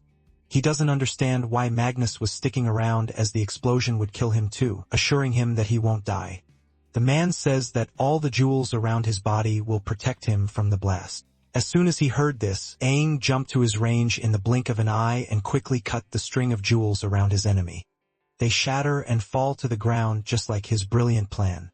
While he tries to send the boy away with more shock waves, the prince knows he's got him cornered and tells him to surrender. Magnus wasn't done yet and still had a mountain of things to do. However, he couldn't keep up with his opponent's speed at all. His tools are knocked out of his hand, and a quick strike to the gut knocks the wind out of him. While questioning how he could be so strong, his dreams are put to a stop right there. Aang ties the criminal up and prepares to clean all the loose ends. Ignoring the enemy's warning about trying to disarm the bomb and risking detonation, he dove into the lake and swam deep into the bed. There, he finds a huge box of high-grade magic stones humming with power as it overloads the tool. Bombs aren't his expertise, but if the stones are the energy source, then his skill should work. He pushes his hand out and proceeds with the decomposition. The stones tasted great on their own, but there are so many mixed together that it's nauseating. Pushing through it, he continues until they all lose their color and quickly swims up to the surface. He pants and gasps for air, glad that he made it just in time. Just then, Tina came running with a few other guards. The prince is fortunately okay and just has a slight stomachache. Magnus looked at him, surprised that he even managed to disarm the bomb. However, he still smirked despite having his grand plan foiled, even chuckling as the knights dragged him away. Ein runs the vice captain through the details of what happened, but stops to think as he's sure that there was something wrong. No matter how powerful the bomb, Magnus' goal won't be achieved just by targeting the academy. If he truly wants a coup, he'd want to kill the nation's VIPs, and today is the perfect day for that. He recalls how the king and crone are already in the arena and how he, the prince, promised to cheer for Dill during the exhibition match. The grim realization hits him. He says there's more than one bomb and looks at the evil man, who then smiles upon hearing his words. As the nearby surroundings seem to shake, Magnus loudly praised the prince, but said it's already too late. Tina grabs him, demanding to know where he planted the second explosive. There's no time and it's likely in the arena, so Aang gets ready to leave right away. The personal guard wants to handle it herself, but he's the only one who can disarm the bomb. If he runs away now, his family and friends, and even Crone will all die on the spot. His rational argument and unshaken resolve strikes Tina. Despite herself, she decides to let him go on the condition that she comes with him. Back in the arena, a swordsman hits Dill right in the chest and scores a point for the match. The crowd roared as he raised his arm. Meanwhile, the king's group was watching from above, wondering why the young man seemed to be struggling. It might be because his opponent is his childhood friend, but none of them expected him to have such difficulty. Little did they know that the young man kept looking at the empty seats beside Crone. He was in the middle of a battle, but was thinking about how the prince was nowhere to be found in the arena. Searching for him all around, he remembers Ein's promise to be there and cheer him on. In the middle of his match, he was worried that something might have happened. His opponent strikes as soon as the referee signals, and he barely manages to defend while thinking about his liege. Right outside, the prince and Tina were rushing through the people. The front gate is too crowded, so the bomb is likely planted at the back gate. It's rarely used, and the only thing there is a statue of the first emperor in the garden. Hearing about this, Ein charged in, already certain where it was. While running, a familiar scent enters his nose. It's coming from the bushes around the statue. The bomb was indeed there, but it was already on the brink of exploding. Despite running as fast as he could, he knew he wouldn't make it as the stones were already rattling and flashing with unstable energy. He was about to give up, but Tina wasn't one to do so easily. She casts magic and conjures a powerful gust that shoots him toward the bomb, praying the boy makes it in time. Speeding towards the tool, Ein reached out with a desperate scream. Back in the arena, Dill was still being pushed back by his old friend who's also asking why he looks so preoccupied with something else. He should focus or today will be the day he finally beats him. To be crowned as the strongest in the city, he charged in. The young man was starting to panic, but suddenly heard a familiar voice calling his name. Ain and Tina were in the stands, panting hard from running all over the place. The prince looked him in the eye and ordered him to win.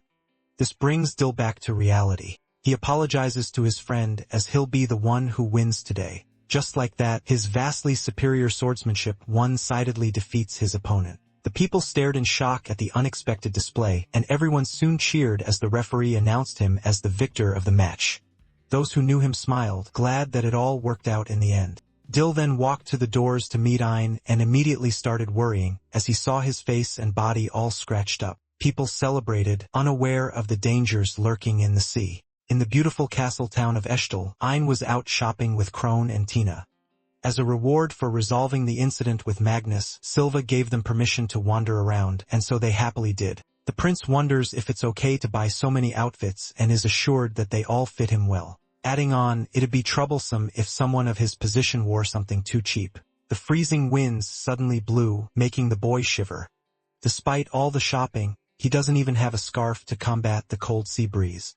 Hearing him say that it would be handy to have one given the weather, Tina suddenly jots something down on a notepad. Ain brushes it off and notes the beautiful crescent shape of the capital's port. To their surprise, they're told that it's shaped that way because of an attack by monsters. They wonder what kind of monster horde would be strong enough to cause such damage. Even more surprising is that it was actually done by just one monster. Its body dwarfed their massive battleships and commanded the waves itself. Reigning as the true king of the sea was the legendary sea dragon.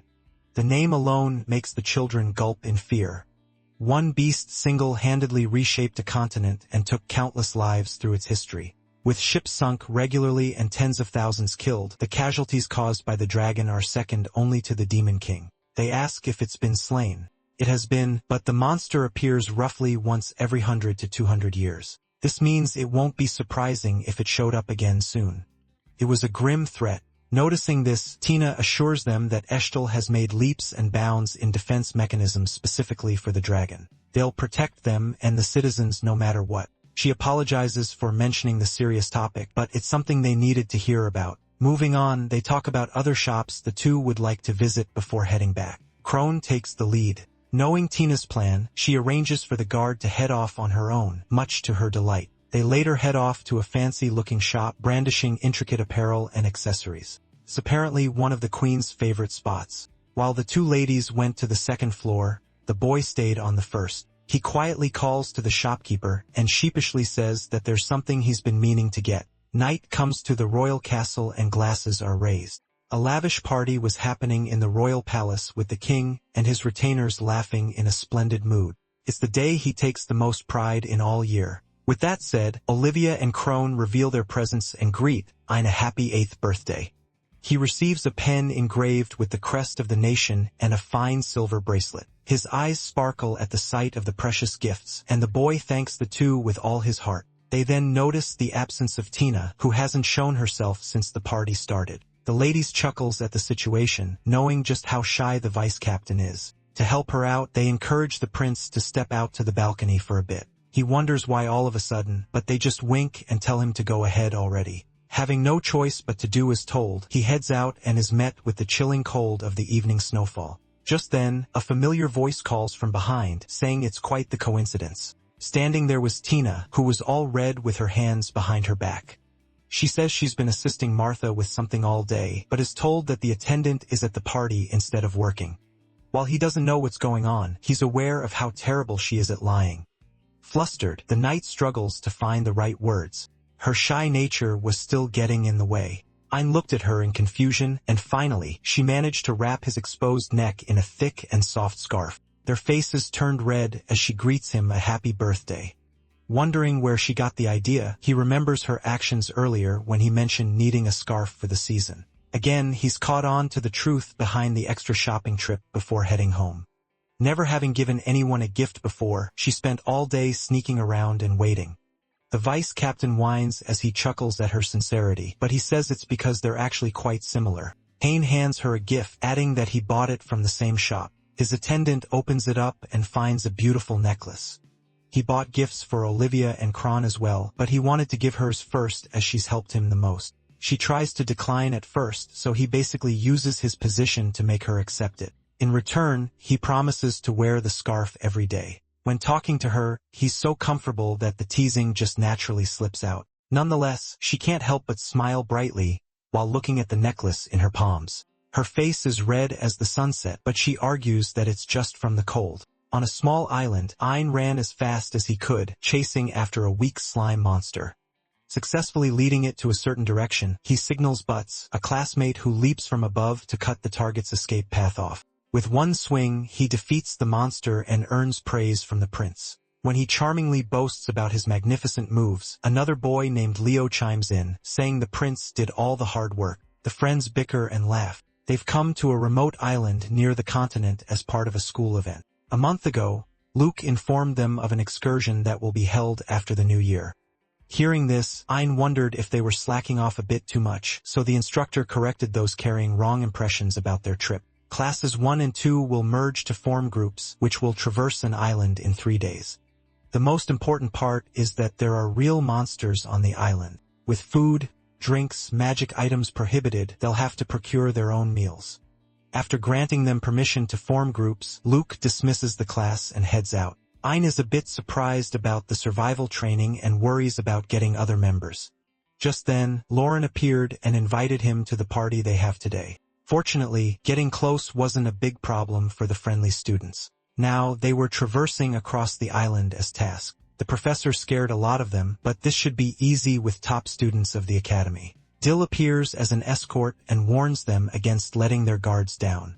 This doesn't seem to work as Butts was still way too confident and hyped. Since it's getting dark, they decide to prepare and make camp for the night. Leo takes over the responsibility. Throwing a coin onto the ground, he makes a shape with his hands and summons a barrier to protect them.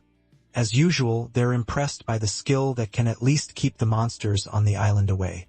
They already have rabbits hunted along the way as food, and all that's left to do is find water. There wasn't a single spot with potable water, and everything was a muddy puddle. Since they at least have that, Lauren offers to purify it with his magic tool. Dill steps in, reminding them that magic items are prohibited from being brought in, but the Wolfkin just says that he can make the tool on the spot. He tinkers with the mana vectors of the magic stones, converting them into purification magic. Now, he asks them to put the stones in the muddy puddles. They all gasp in awe as the dirty water turns clean in an instant. It tastes better than most since he even added mineral components. Dill says such a feat isn't supposed to be possible, let alone done so easily. Thinking about how he and Butts handle the frontline battles and are provided with rear support by Leo and Lauren, Ain can't help but smile. They might actually be a great team. Just then, the fiery student takes something out of his bag, saying he found them nearby. There's a bunch of oddly colored fruits, obviously poisonous. Leo confirms that they do seem to be edible fruits. However, there should be a toxic look-alike, and they don't have a way of identifying which is which. Looking at them closely, Aang reached out, knowing his skill must be able to remove the poison completely. He glows with power and tries to activate his decomposition, but the fruits don't react at all. As such, he announces that they're the kind that's safe to eat. Not wanting to reveal his ability, the prince says he read about it somewhere. Their older escort just smiled at their teamwork. With all that said and done, they start to prepare for dinner, and a rabbit is roasting above a fire in no time. Seeing the delicious meal, they invite Dill to join, but he says he has his own rations and doesn't need to be invited. Ain insists, saying more of the food will go to waste if he doesn't help finish it. Although momentarily flustered by his words, the escort gives in to the prince's instructions and joins their meal.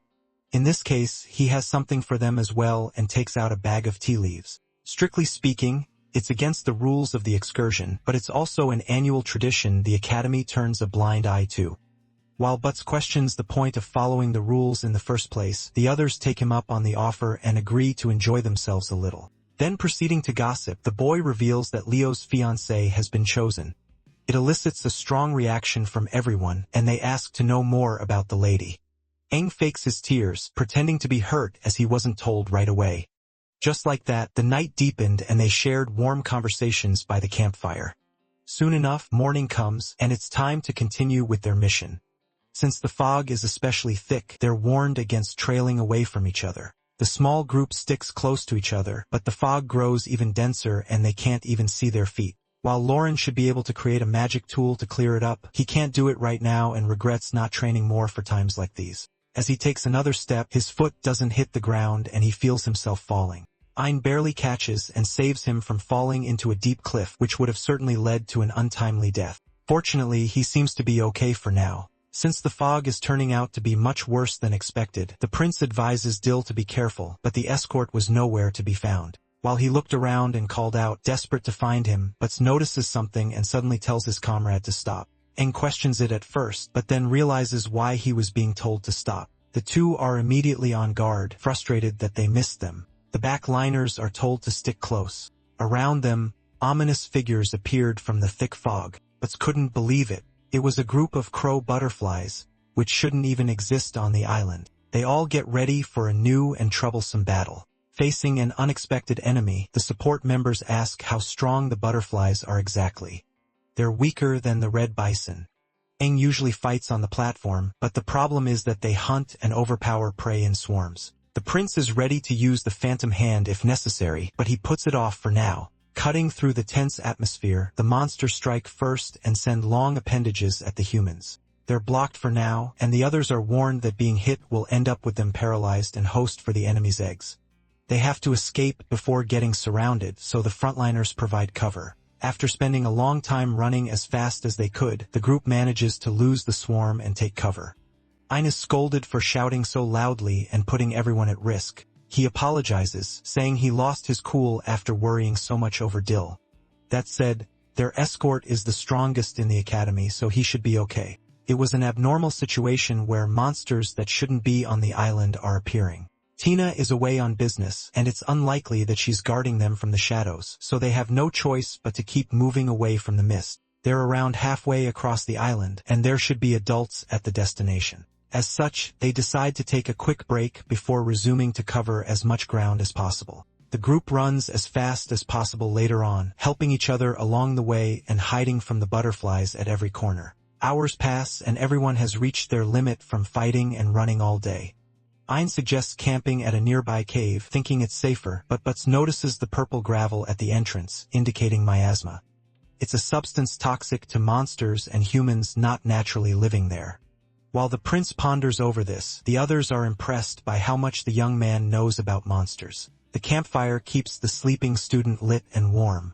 While stoking the flames on his own, Aang questions how someone like Dill got separated from them so easily. Warren confirmed the safety of the trip, so such dangerous enemies shouldn't be there. It's not that the island is strange. It's the entire situation they're in. Left alone to his thoughts, he gets an idea and spends the night thinking about it. As usual, he's struck with brilliance and looks out into the woods. Certain he has understanding of it, the prince gently nudges Lauren awake, asking for a moment. There's something he'd like to ask the wolfkin, who earlier made a tool that can store water for them to bring. Confirming that it should be able to store other things, like miasma, for example, he asks to borrow it and encourages the comrade to go back to sleep. With the tool in his hand, he carries his idea out on his own. Morning comes, and the group finds themselves being chased by the butterflies again. They were relentless and kept trying to catch the humans, even attacking as soon as the sun came up. Just then, Aang called to Leo, wanting to talk about something while running. Leo is surprised as he's asked if his barrier can block poison. He's confused, but says it should work for about 10 minutes if needed. Satisfied with that much, Ein stopped and turned on his own, telling the others to listen to him. While the others question what he's doing, the prince just orders him to summon the barrier right then and there. The young man is surprised for a moment, but snaps into it and asks that they stall and give him time to prepare. With this, the frontliners do their job and hack at the butterflies. Butts is told that the idea came from something he said yesterday. The unexpected statement catches him off guard, so much so that he fails to defend against the tail that wrapped around his body. Fortunately, Aang was already on it and killed the monster targeting him. He was fine except for a few numb limbs. Apologizing for keeping them waiting, Leo activates his ability and summons a small protective barrier around them. They were safe. The students fell to the ground, relaxing and panting for now. Satisfied with his work, Aang tells them to drink some water and leave things to him. Asked where he's going, he gives a confident wink and smile, saying he'll take care of the enemies alone. With this, he jumped out of the barrier's safe zone and baited the monsters to come at him. The entire swarm responds by flying towards the royal, making his companions scream out in worry. Instead of panicking, he does something reckless as usual and breaks Lauren's tool to release a thick plume of miasma. It was potent enough to disintegrate the plants around them. One by one, the butterflies also dropped to the ground, lifeless from the poison. Amid it all, a long figure stood tall, unaffected by the miasma. The students looked on in shock, unable to believe that Ein was smiling at them, without a single graze on his body. They run to the prince and wonder how he's okay, even after soaking in all those toxins. Left without much of a choice, he reveals his resistance to such elements. This allows them to breathe a sigh of relief but still ask that he refrain from pulling such stunts. He gets right back to business and says they should keep going. As he said, they proceed without much trouble and don't encounter any other monsters. The group sees the sea soon enough and reaches the cape a few steps later. To the three students' surprise and disbelief, they find both Dill and Tina waiting for them in perfect health. The young man kneels and bows to his liege, praising him for getting rid of the swarm while still utilizing his team member strengths. As Aang guessed, the king and prime minister set this up to foster his growth. They received the consent of his classmates' families and remained hidden for emergencies. Unlike his usual self, the prince sternly addressed Dill, asking if he knew how much he worried him. The three are surprised by his demeanor, and so is the young warrior, who reasons that it was all for his sake. Ein warns that he'll come to save him should anything like this ever happen again. Dill refuses to behave, saying he's the prince's guard. Ein says he isn't mature enough to keep things strictly professional, nor does he want to be. With an unwavering gaze, he orders the young man to promise that he won't do that again. This silences him. Realizing just how much distress he caused, Dill kneels back down and apologizes. The boy regains his bright tone and tells the guard to call him casually if he wants to make it up. Already expecting the rejection, he walks away with a shallow sigh. After a moment of thought, the older boy says using his name as an apology would be disrespectful. As such, he would just like to put in a personal request. Holding his chest, he politely but casually asks his lord for their continued time together. Ein freezes with his mouth open, and he can't help but stutter from the unexpected sentiment. Even Tina and the other students have to chuckle at the situation. Laughing, the prince says he was caught off guard by the smooth line. He forgives the guard for everything, but only for today. Their bond grew with this exchange, and now it was time for the students to celebrate their success. With the excursion over, the only thing left to do was head back to the royal capital in triumph. Looking over the sea on the deck, Aang confirms that Tina was watching them the entire time in the forest. She was using a magic tool to stay hidden and was genuinely surprised when their eyes met. The boy reveals that he noticed a familiar scent mixed with the aura of the butterflies. Their conversation is cut short as the battleship shakes violently.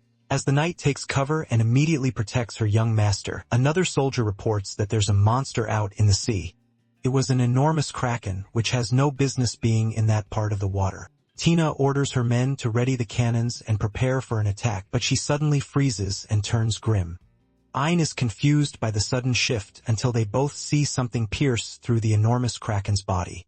Still shocked, they have to hold their ground from the waves that crash into the ship, although the boy's eyes are still fixed on the sea. A single strike tore a hole through the monster that was bigger than their entire vessel. It had great fins proportional to its massive body and long, sharp fangs that could crush a boat in a single bite. A gigantic whirlpool forms in the sea as it dragged its prey to the center to prevent it from escaping. Tina couldn't believe it. Right before their eyes, the legendary sea dragon was tearing the kraken apart. It roared loudly, making the sea tremble and nearly breaking the humans' eardrums. The vice captain orders her people to leave the waters at full speed as they have to escape while the dragon is occupied with eating the kraken. With this, they sailed through the sea as fast as possible, hoping for the best. Tina was already holding him, but Aang couldn't help but hold his own body, trembling as he met the king of the ocean for the very first time. The dragon did not pursue their ship. Word of the incident reached the capital, but months passed without another sighting of the creature. Life has been calm since the sighting, and the days were filled with training and official duties. Eventually, a year and a half of peace passed. Classes ended, and the prince's friends bid him farewell today as well. Promising to see them tomorrow, Ein, now 9 years old, smoothly advanced to his 3rd year. Tina fetches him with praise as she usually does. He still has a lot of lessons at home, and she won't allow any personal detours. Seeing him sigh in resignation, she notices something and leans in close to fix his crooked tie. Having her face inches away from his makes him blush, and the tie fixing fortunately doesn't take too long. As they started to head back home, a couple of guards called to her from behind. They were winded from running as fast as they could and quietly whispered something to the vice captain. Unable to hide her expression for a moment, she stands in attention and says she'll be on her way. She feigns a smile and apologizes to the prince, saying something urgent has come up. Turning and walking away, she looks back to him one last time and repeats her warning about taking no detours for the day. When he sees her run off, Ein calmly but sternly demands an explanation from the knights, even ordering them to speak without any sidetracking. They kneel and, unable to disobey the crown prince, explain that the sea dragon resurfaced and that Tina was called to confront it. The enemy was a national-level threat. As soon as he reaches the main castle, he orders everyone to tell him where the king is. A quick scan around gives him a gist of the situation. There were a few knights there, and everyone's faces were grim. Ein barged into a room, announcing his return, and saw the conference hall filled with important personalities, including Silva and Olivia. The young man urgently asks what happened to Tina, so the king remains calm and decides to proceed with the meeting. While the prince questions what's happening, Warren explains that the sea dragon has reappeared just by the offshore waters. He grit his teeth upon confirming his worries. They spent 1.5 years preparing after the first sighting. So why was everyone panicking? Unfortunately, something extremely abnormal has happened. The Prime Minister reveals that there are actually 2 dragons this time. He couldn't believe it, and the image of the kraken being torn apart flashed in his mind. Such a terrifying threat. And now there were 2 of them. It's unprecedented. And if they don't act fast, the nation will become nothing but wreckage. This is why Tina, a master of high-level command, was sent to lead the subjugation. Ein was furious and questioned why they'd send just one person on such a dangerous mission. The king is trying to calm down Ein.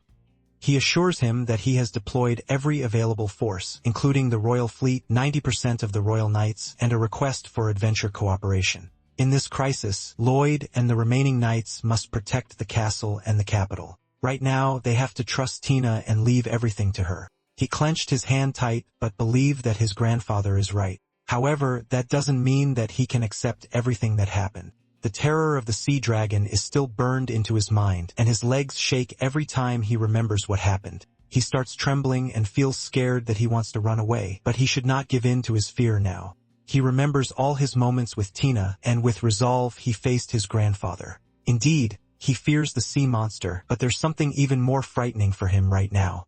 Resolute, he states that he is going to Manga to fight the sea dragon. This shocked both the king, Lloyd, and Olivia. The king called his grandson a fool for even thinking of putting himself in danger. Lloyd steps in and tells him that since he is the crown prince, his body is no longer his alone.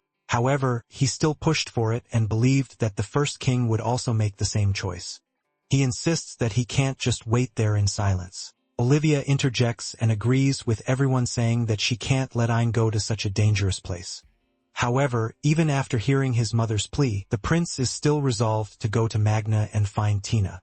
The king sighs and settles himself on his throne. Ein takes it as a sign that he finally relents, but Lloyd hits him at the back of his head, and he slowly loses consciousness. The king had to resort to violence since stopping him is pointless. Lloyd then carries the prince. The king apologized for giving him some unpleasant task, but the servant answers that it's still part of his duty. Suddenly, Olivia snatched away her son from Lloyd's grasp and gave her father a word for using violence on her son. The king orders Martha to take Olivia away to her room and aim to Katie's workshop. Olivia screams for her son, while the king made his orders clear to keep Ein and never let him out without his permission. They must keep him contained and not let him head to Manga. Loud bangs can be heard from Katie's workshop. Ein is violently pounding on the door, pleading for someone to open up. He tries to use his phantom hands and break the door, but his power won't come out no matter how he tries. He grits his teeth in frustration every time he remembers that there are 2 sea dragons out in the sea and that Tina and the others are still waiting for rescue. Katie tells him to calm down since the room is currently under a powerful seal that nullifies magic. However, this will not be easy to break since he would need the power of the Demon King to break the seal. She understands what he feels, but right now they have to trust Tina and the others. Aang can't help his frustration since he feels powerless and prays to God to give him power to save everyone. He hears the mysterious voice again and guides him to look at the room closely. The voice urged him again and focused to scan the things inside. He then noticed the cursed magic stone on the table near them. Katie noticed him and is shocked when he makes his way to the table. She runs after him as he tries to open the seal. With a regretful look in his eyes, he apologized to Katie since he's about to cause her trouble. As soon as he grasps the stone, his phantom hands are soon activated. Katie is shocked since he can use his power inside the sealed room.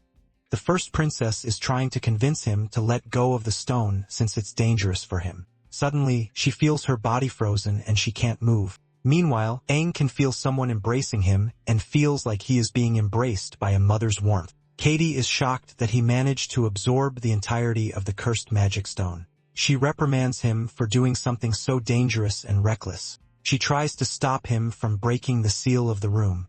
She is in disbelief by how much power he gained that he was able to break the seal.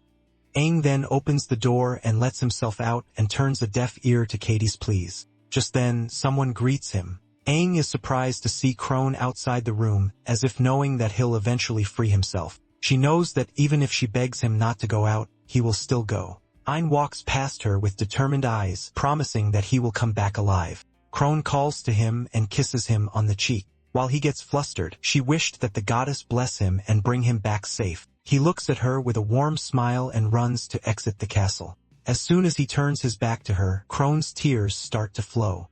She begs the heavens to bring him back safe. Aang nears toward escape, but Lloyd appears with the other knights intending to stop him from leaving. When asked where he is going, he tells them that he is just taking a stroll down to the harbor. Lloyd unleashed a terrifying gush of energy, which breaks the castle's floor, which scares the knights. Determined, Lloyd towers over the prince and tells him that he can't allow him to leave the castle. Aang still refuses. With this, Lloyd unsheathes his sword and is about to use force against him when the prince unleashed a powerful attack. Suddenly, Lloyd stops moving and same with the knights. Lloyd figures that the prince used a binding spell strong enough to restrain him. It seems like the prince has gained another strong power. As Aang walks past him, he reminds the prince that his decision will be a burden to many. Despite this reminder, Aang still runs past him. He then forces himself out of the seal with just sheer strength. He tells the knights that once Aang gets out of the castle, they'll be free to move again. He is still trembling after the incident and smirks, commenting that their prince is truly a remarkable man. Finally, he reached the castle's exit, breathing hard. He can't believe that it was that big all this time. He wonders if he should keep running or find a horse somewhere. Suddenly, Dill appears out of nowhere with a horse and offers to accompany him to his destination. Aang will be unstoppable anyway, so he has decided to be his guard. The prince worries that he will be trouble if he does so, but Dill plans to devote himself to his safety. He wishes to serve him and in turn serve the kingdom of Eshtal as well. However, if ever he would be dismissed, he would be honored if the prince would hire him directly. They start to ride together and Dill informs him that they can make to the White Rose Station. From there, they will take the special royal water train, which is the only route and transportation they can take. However, they are worried that they won't be permitted to go through since the king ordered that the prince shall not go to Magna. Hearing this, the prince wonders what he should do. If they take more time, he worries that Tina and the others will be put in grave danger. With this, Dill tells him that he can create a royal decree.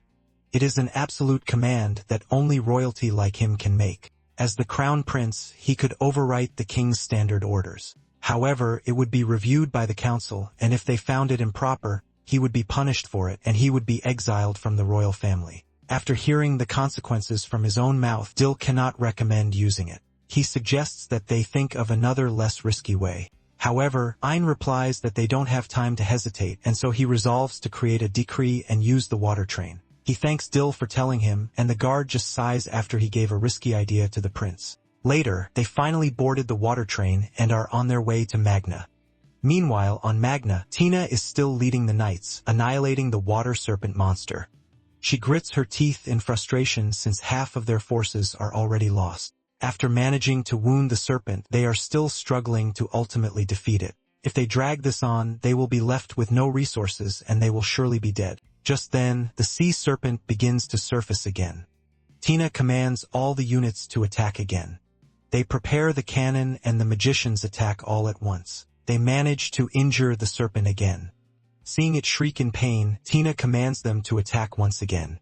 The cannon fires and they directly hit the sea monster. They finally strike the magic stone lodged in its forehead, which shocks the crew. The knights celebrate that they have finally shattered the mana stone. However, Tina reminds them that there are still other serpents in the sea, so they should not let their guard down. As she orders them to stay in combat formation, the serpent attacks them and sinks its fangs into the cannon and destroys it. This causes the waves to devour them and topple over the warships. Even with its stone shattered, it can do this in its death throes. Even though in disbelief, she tries to find the other sea monster. Just then, the monster she is looking for appears behind her. She whips her head to the serpent's direction, and all she can think about is the prince's smile. Determined to see him again, she unsheathes her sword and prepares to take a leap and strike. To her surprise, as mist forms around the serpent making her stop in her tracks, shocked beyond comprehension, Tina frantically asks what is going on. She does not immediately understand. Ein explains that he used his thick fog skill to block the vision of the sea monster. Tina clarifies that this is not what she meant and repeats the question of why he is here. She then tells him to return to the capital right away. However, using his power and influence as the prince of the nation, he orders everyone to bow to him and follow his will to fight the sea serpent himself. He commands them to support from the rear. Worried, Tina asks if he understands what invoking a royal decree means. He looks at the knight with determined eyes and states that defying an order from the crown prince is forbidden and that she should follow his commands. Tina recognizes his determined eyes, and every time he looks resolute, she knows that it will be hard to convince him to back down. Aang commands Dil to protect the ships while he fights the serpent. Just then, the monster lunges at the ship's direction. He activates his phantom hands and attacks the monster. Their powers clash, causing a huge explosion in the middle of the sea. The impact results in a strong gush of wind that almost sends the force out of the ship. Tina shouts for the crown prince to be safe. Aang gives his all in that attack and manages to stop the monster, much to the shock of Tina and the others. The prince smirks since all that hard training with the bison finally paid off. The phantom hands pierce the serpent, making it shriek with pain. He then leaps on the monster's head, frantically searching for the location of the magic stone. Upon securing its location, he then commands his phantom hand to suck the power of the magic stone. The monster finally collapses, but Aang is injured. Underwater, Aang can't believe that the serpent still has the energy to fight. Since it is a legendary monster, its magical stone expectedly is hard to drain. With this, Aang has no other choice but to fight the monster even underwater. He tries to resist the onslaught of the sea serpent while draining all its power. His time is ticking as his own mana starts being drained to its limit. He can feel that his strength is starting to fade away and his magic almost gone. As he begins to sink, he remembers that he has another source of power in the form of the serpent's core he just absorbed. He pumps the raw power into his system and turns it into the magic strength that he needs. As he sinks deeper to the seabed, he absorbs more magic from the serpent and makes it his own source of power. His body starts to tremble from the strong raw current of power within him. Because of this, he slowly loses consciousness. But as the coldness of the dark water claims him, he remembers those who are waiting for him at home and pushes himself more. His ruby necklace then activates and emits a glowing light.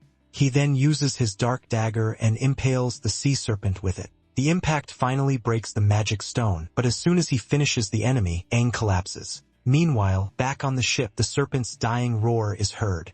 Dil recognizes the sound and looks at Tina, but only finds her armor on the dock. Later, the people start celebrating upon the defeat of the sea serpents. Tina manages to save Aang just in time before he completely drowns, but cries as she holds her prince in a badly injured state. Aang is lying on the bed and now conscious. He awkwardly smiles at his two servants and tries to talk lightly about his injuries. Tina is mortified while Dil is in disbelief by how nonchalant the prince is. He continues to downplay his injuries, sharing that he can hardly feel his arms, but is grateful that they're still intact. Tina finally bursts out and tells him that he should not take his wounds lightly, to which Dill agrees. Ein tells them that he is just grateful to be alive after struggling to defeat the sea serpent. He comments that maybe luck is on his side after all. Tina points out the necklace on his chest and states that the ruby necklace that Warren gave him broke. She reveals that the gem activates when its wearer is in grave danger, since its use is to protect them. Since it activated, it means that he was close to dying. Tina then starts to ugly cry, much to the surprise of Ein. Ein panics and is clearly confused on what to do and seeks help from Dill.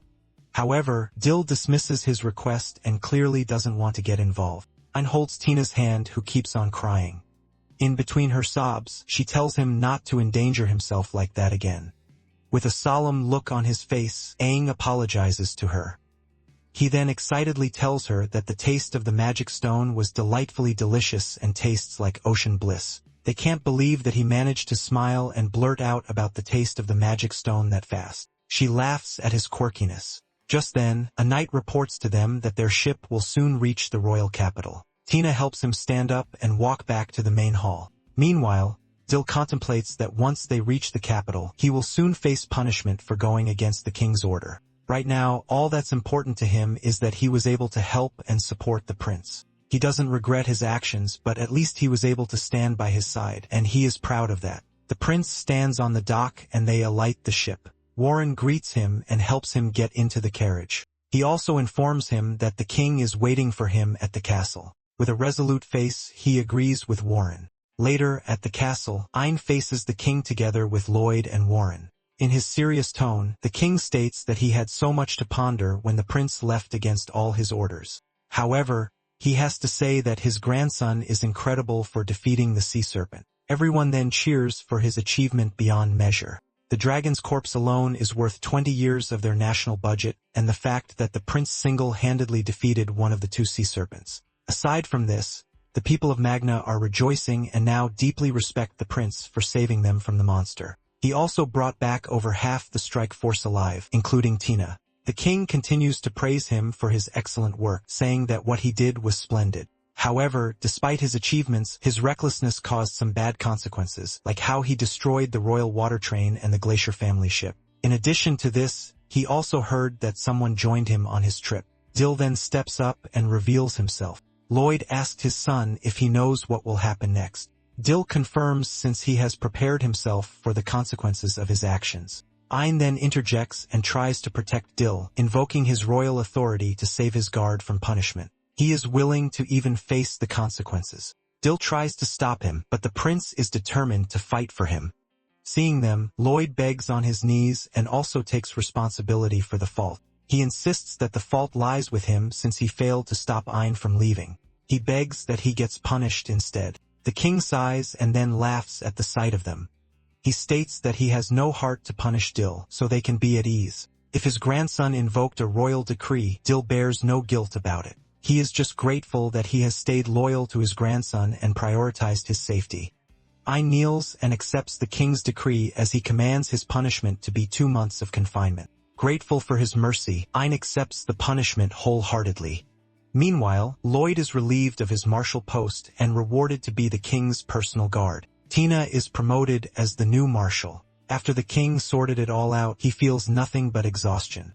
Ein almost breathes a sigh of relief when Warren warns him not to be so relaxed yet. He reminds him that they're not sure yet what. The people in the hall laugh at his predicament. Later, Ein walks quickly in the hallway. He then finally sees Crone crying alone while looking at the sea. She tries to wipe her tears and tells him that she knew that he would keep his promise to her. He gives her a warm smile and she begins to get emotional once more. She leans closer to him and he apologizes to her again.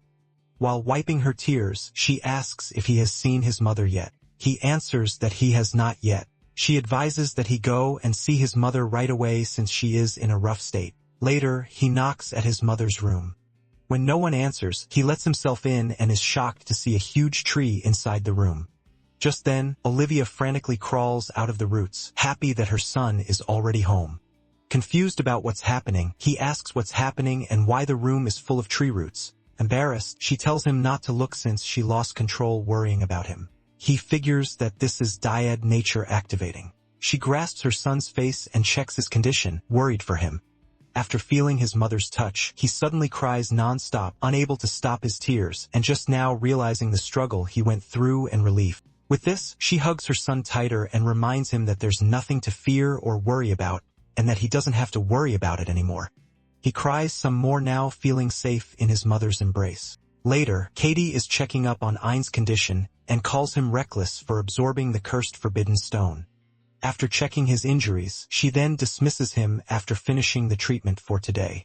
Feeling revitalized, he states that he feels much better and he can manage to eat on his own. Hearing this, Tina volunteers to take care of the prince until he is completely healed. Katie agrees with this since the prince likes to put himself in danger. With this, she asks for his status card, wanting to know what kind of changes he underwent after absorbing all the magic stones. He fishes out the card from his pocket, forgetting to check it before. They all check the card and see incredible numbers in it. They are shocked, but it all makes sense since he absorbed both the cursed stone and the sea serpent stone.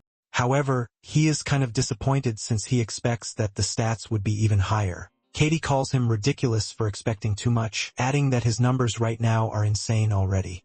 He asks what the name status on his card is. She answers that it is actually a monster-type job that he acquired after defeating the sea serpent. He also gained all the sea monster skills. Confused, he also asks about the archmage type he gained. Katie is surprised to hear this since the skill belongs only to the mightiest witch monsters that command lost arts of ancient magic. With this, they discover that the stone was originally from witches. However, Tina points out that a witch skill is just mage, but it says archmage. That means it was an elder lich.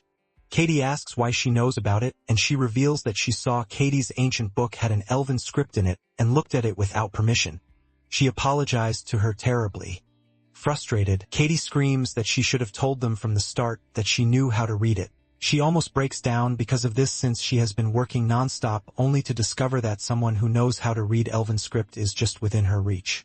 Frantic, she now asks Tina what the book says about the Elder Lich. She points out in the book the Elder Lich and translates for them that she was married to Dullahan and aided the Demon King during the war, ultimately being the foundation of the demon realm.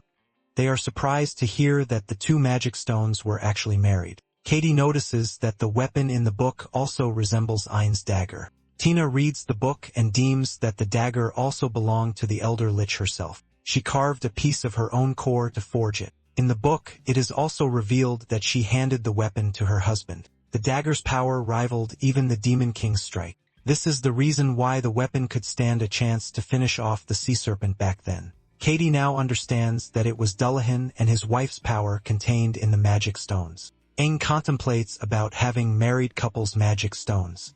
He recalls the time when he absorbed them and feels warmth inside his body when the two magic stones finally were brought back together. Just then, someone knocks at the door and looks for Tina. Crone comes in and thinks that she interrupted Ain's treatment. Tina asks what she needs from her. The August Company has sent a messenger from the harbor where they're dismantling the dragon. They're asking for Tina and Lloyd to come to the site right away. Crone hesitates to say the reason, then surprises everyone by revealing that an egg was found from the dragon corpse. They all quickly make their way to the port where everyone was still busy processing the huge monster. Graf was in the middle of leading it all when he saw the two people followed by a group of knights. Lloyd apologizes for keeping him waiting, but the old man just thanks them for sparing their time. Hayne pops up from behind, brightly confirming if they really did find an egg. The marshal frankly can't judge for himself, but it'd be better for them to take a look regardless. Leading the way, the old trader lifts a thick blanket and takes everyone by surprise. There are two large eggs, and the silhouettes of dragon-like creatures can be seen clearly. Just then, the shells unexpectedly began to crack and break. As Tina immediately ordered her men to draw their swords, they raised their blades with bated breaths. No matter what happens, Ain is to be kept at a distance from the creatures. He calms them down knowing how much they distrust him in such cases. The two heads of the military get ready to strike as the cracks spread throughout the eggs. After the first blue spike breaks through the shell, two cute and small dragon babies happily squeal, greeting the outside world. Everyone is stunned, especially as they helplessly plop across the wooden planks of the port, struggling to even keep themselves upright. Naturally speaking, there was no reason to spare future threats, but Aang questioned if they really were going to do that to such weak creatures. However, there was no such hesitance in the mind of one warrior. Lloyd stood over them, his hand on the handle of his sword. Despite just being born, the dragon shivered in fear, already knowing his intention. The entire scene was unpleasant in many ways, so Ain asked him to wait. Before they could do anything, he walked toward the hatchlings without a hint of fear in his mind. Crouching down to meet the trembling and tearful babies, he flashes a warm smile that's reassuring enough to make them squeal in joy again. To everyone's surprise, hatchlings of what might be the most dangerous creature happily embrace the nation's prince.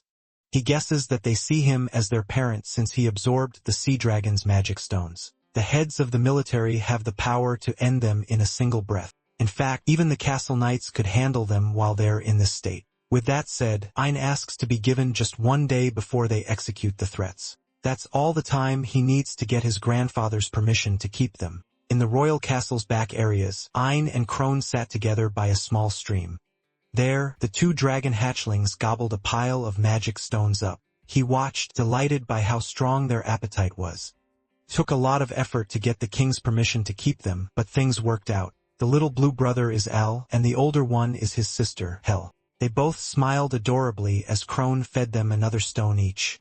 Meanwhile, Hain couldn't help but stare at the pure and almost maternal vibe that came as she took care of them. Noticing him blushing, she asks if there was something wrong. He tries to brush it off, but she already has an idea of what might be the reason. To his confusion, she hands him a magic stone, saying that it must have made him hungry to see the siblings eat their fill.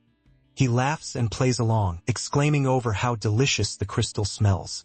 Later at night, Silva asks his grandson how his arm is doing. He waves it around, proudly saying that he's well enough to resume sword training. The boy adds that he's capable of brushing his own hair, but Olivia rejects it, saying she's doing it because she wants to. As expected, even the hero who slayed the sea dragon is no match for his mother. There are more important things to discuss, so the king notes that his suspension is nearly up and there's a royal duty waiting for him. He is tasked with heading to Yulo as the king's envoy. The sea crystal trade Olivia brought from the nation has been great so far. As the stones are vital for Ishitraka's tools, there is no other country more important.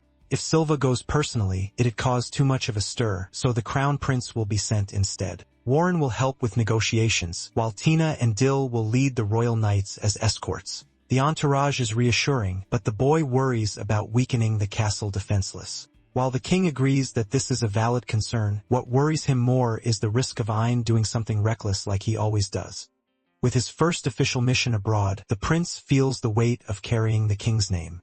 That said, he can't help but feel excited and eager to do well. In another part of the castle, Katie was in her room. While Tina slept, she was busy reading through the contents of her ancient book and stopped upon reaching a certain page. On it was a photo of the demon lord, Ash, also known as the succubus of envy. Based on her portrait, the demon lord doesn't look like she'd commit such atrocities. Just as the book says, it's hypothesized that her rampage was caused by a betrayal. The war cost countless lives, ending only with the death of her, the Dullahan, and the elder Lick. Despite being her top lieutenants, the actions of the two raised many questions. Why did the Dullahan only wait for the enemy instead of taking the initiative? Why did the Lich focus on obstructing people instead of launching an attack? They could have wiped out humanity, but never showed murderous intent towards people. Another noteworthy detail concerns the third lieutenant who stayed by the king's side. Walking as a humanoid type was the Red Fox woman. It is around the time she appeared did the Demon King start becoming bellicose. Much about the monster remains a mystery until today, and the only fact they've confirmed is that she's a hedonist who delighted in deceiving humans. As such, she's widely regarded as the culprit who triggered Ash's rampage. Katie stares at the silhouette of the Red Fox, remembering that there's a similar figure or name being worshipped in Yulo. Just then, Tina jolted up after falling asleep while translating. The princess advises her to head home and rest as she has to leave on a trip soon.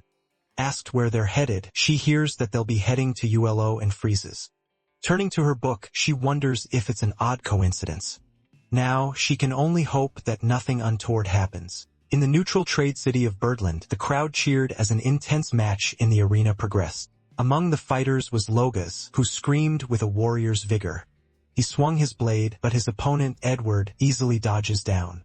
However, he wasn't done yet and followed up while he's vulnerable. Again, the spearman manages to defend. While he's unharmed, he was sent back and his arm trembled from the impact. The old man acknowledges that he's grown much stronger since they last met. To the general, it sounds like nothing more than sarcasm. Baited, he charged in again, ready to end the match. Edward says taking one of his blows head-on is too much for his old body, so he just dodges everything instead. Leaping high up, he reaches his opponent's blind spot and uses the strength he has left to swing his spear at Logo's body. The attack nearly knocks him out cold and forces him to the ground. Before he could get up, a blade threateningly reached his throat. With this, Edward of Yulo is declared the winner of the bout. He helps his rival up, deeming it another wonderful match. For years now, the general has been wondering when he'll be able to defeat him. Grint and Cammy watched from the stands, and he couldn't believe that his father, the peerless warrior of Heim, was defeated. Calling to his mother, he promises to avenge him one day. She just smiles and says she has high expectations for him. After all, he's the chosen one who has been gifted with the Holy Knight ability. They vow to make better use of that power than Shannon. In a different mansion, someone banged on the walls in anger. Tiger, the third prince of Hyam, scowled. He's asked to calm down as the regular report should arrive soon, but he questions how he's supposed to do that when his beloved crone has already been missing for 3 years. In fact, he questions how the man before him, Harley, could be so calm when she's his daughter. Speaking with respect, he says that he and his wife, Elena, have been in sorrow for a long time. However, as a parent and as the prince's subject, he feels that he must remain strong. Tiger realizes that he misspoke and that they must be suffering the most. Harley could still remember his conversation with Graf as they decided together that Crone will be safer in Eshtal considering political tensions. Even so, he did not expect his daughter to foster such deep feelings in just one night. Back then, she adamantly insisted that they allow her to go to his side. The grandfather just wanted to make her wish come true somehow. He asks if he's doting too much, but was told that it's likely for the best anyway. Now, Tiger was endlessly circling his room, leaving Harley no choice but to quietly apologize for his one-sided feelings. A guard suddenly barged in, saying they've identified the last inn and carriage they used. He announces that the targets are headed for Yulo. Delighted by the news, he orders them to continue the search at once. Tiger then calls to the father, saying the day he'll be reunited with his daughter isn't that far off. Bowing down, he expresses his gratitude for his efforts and promises to make Crone and Graf do the same once they return.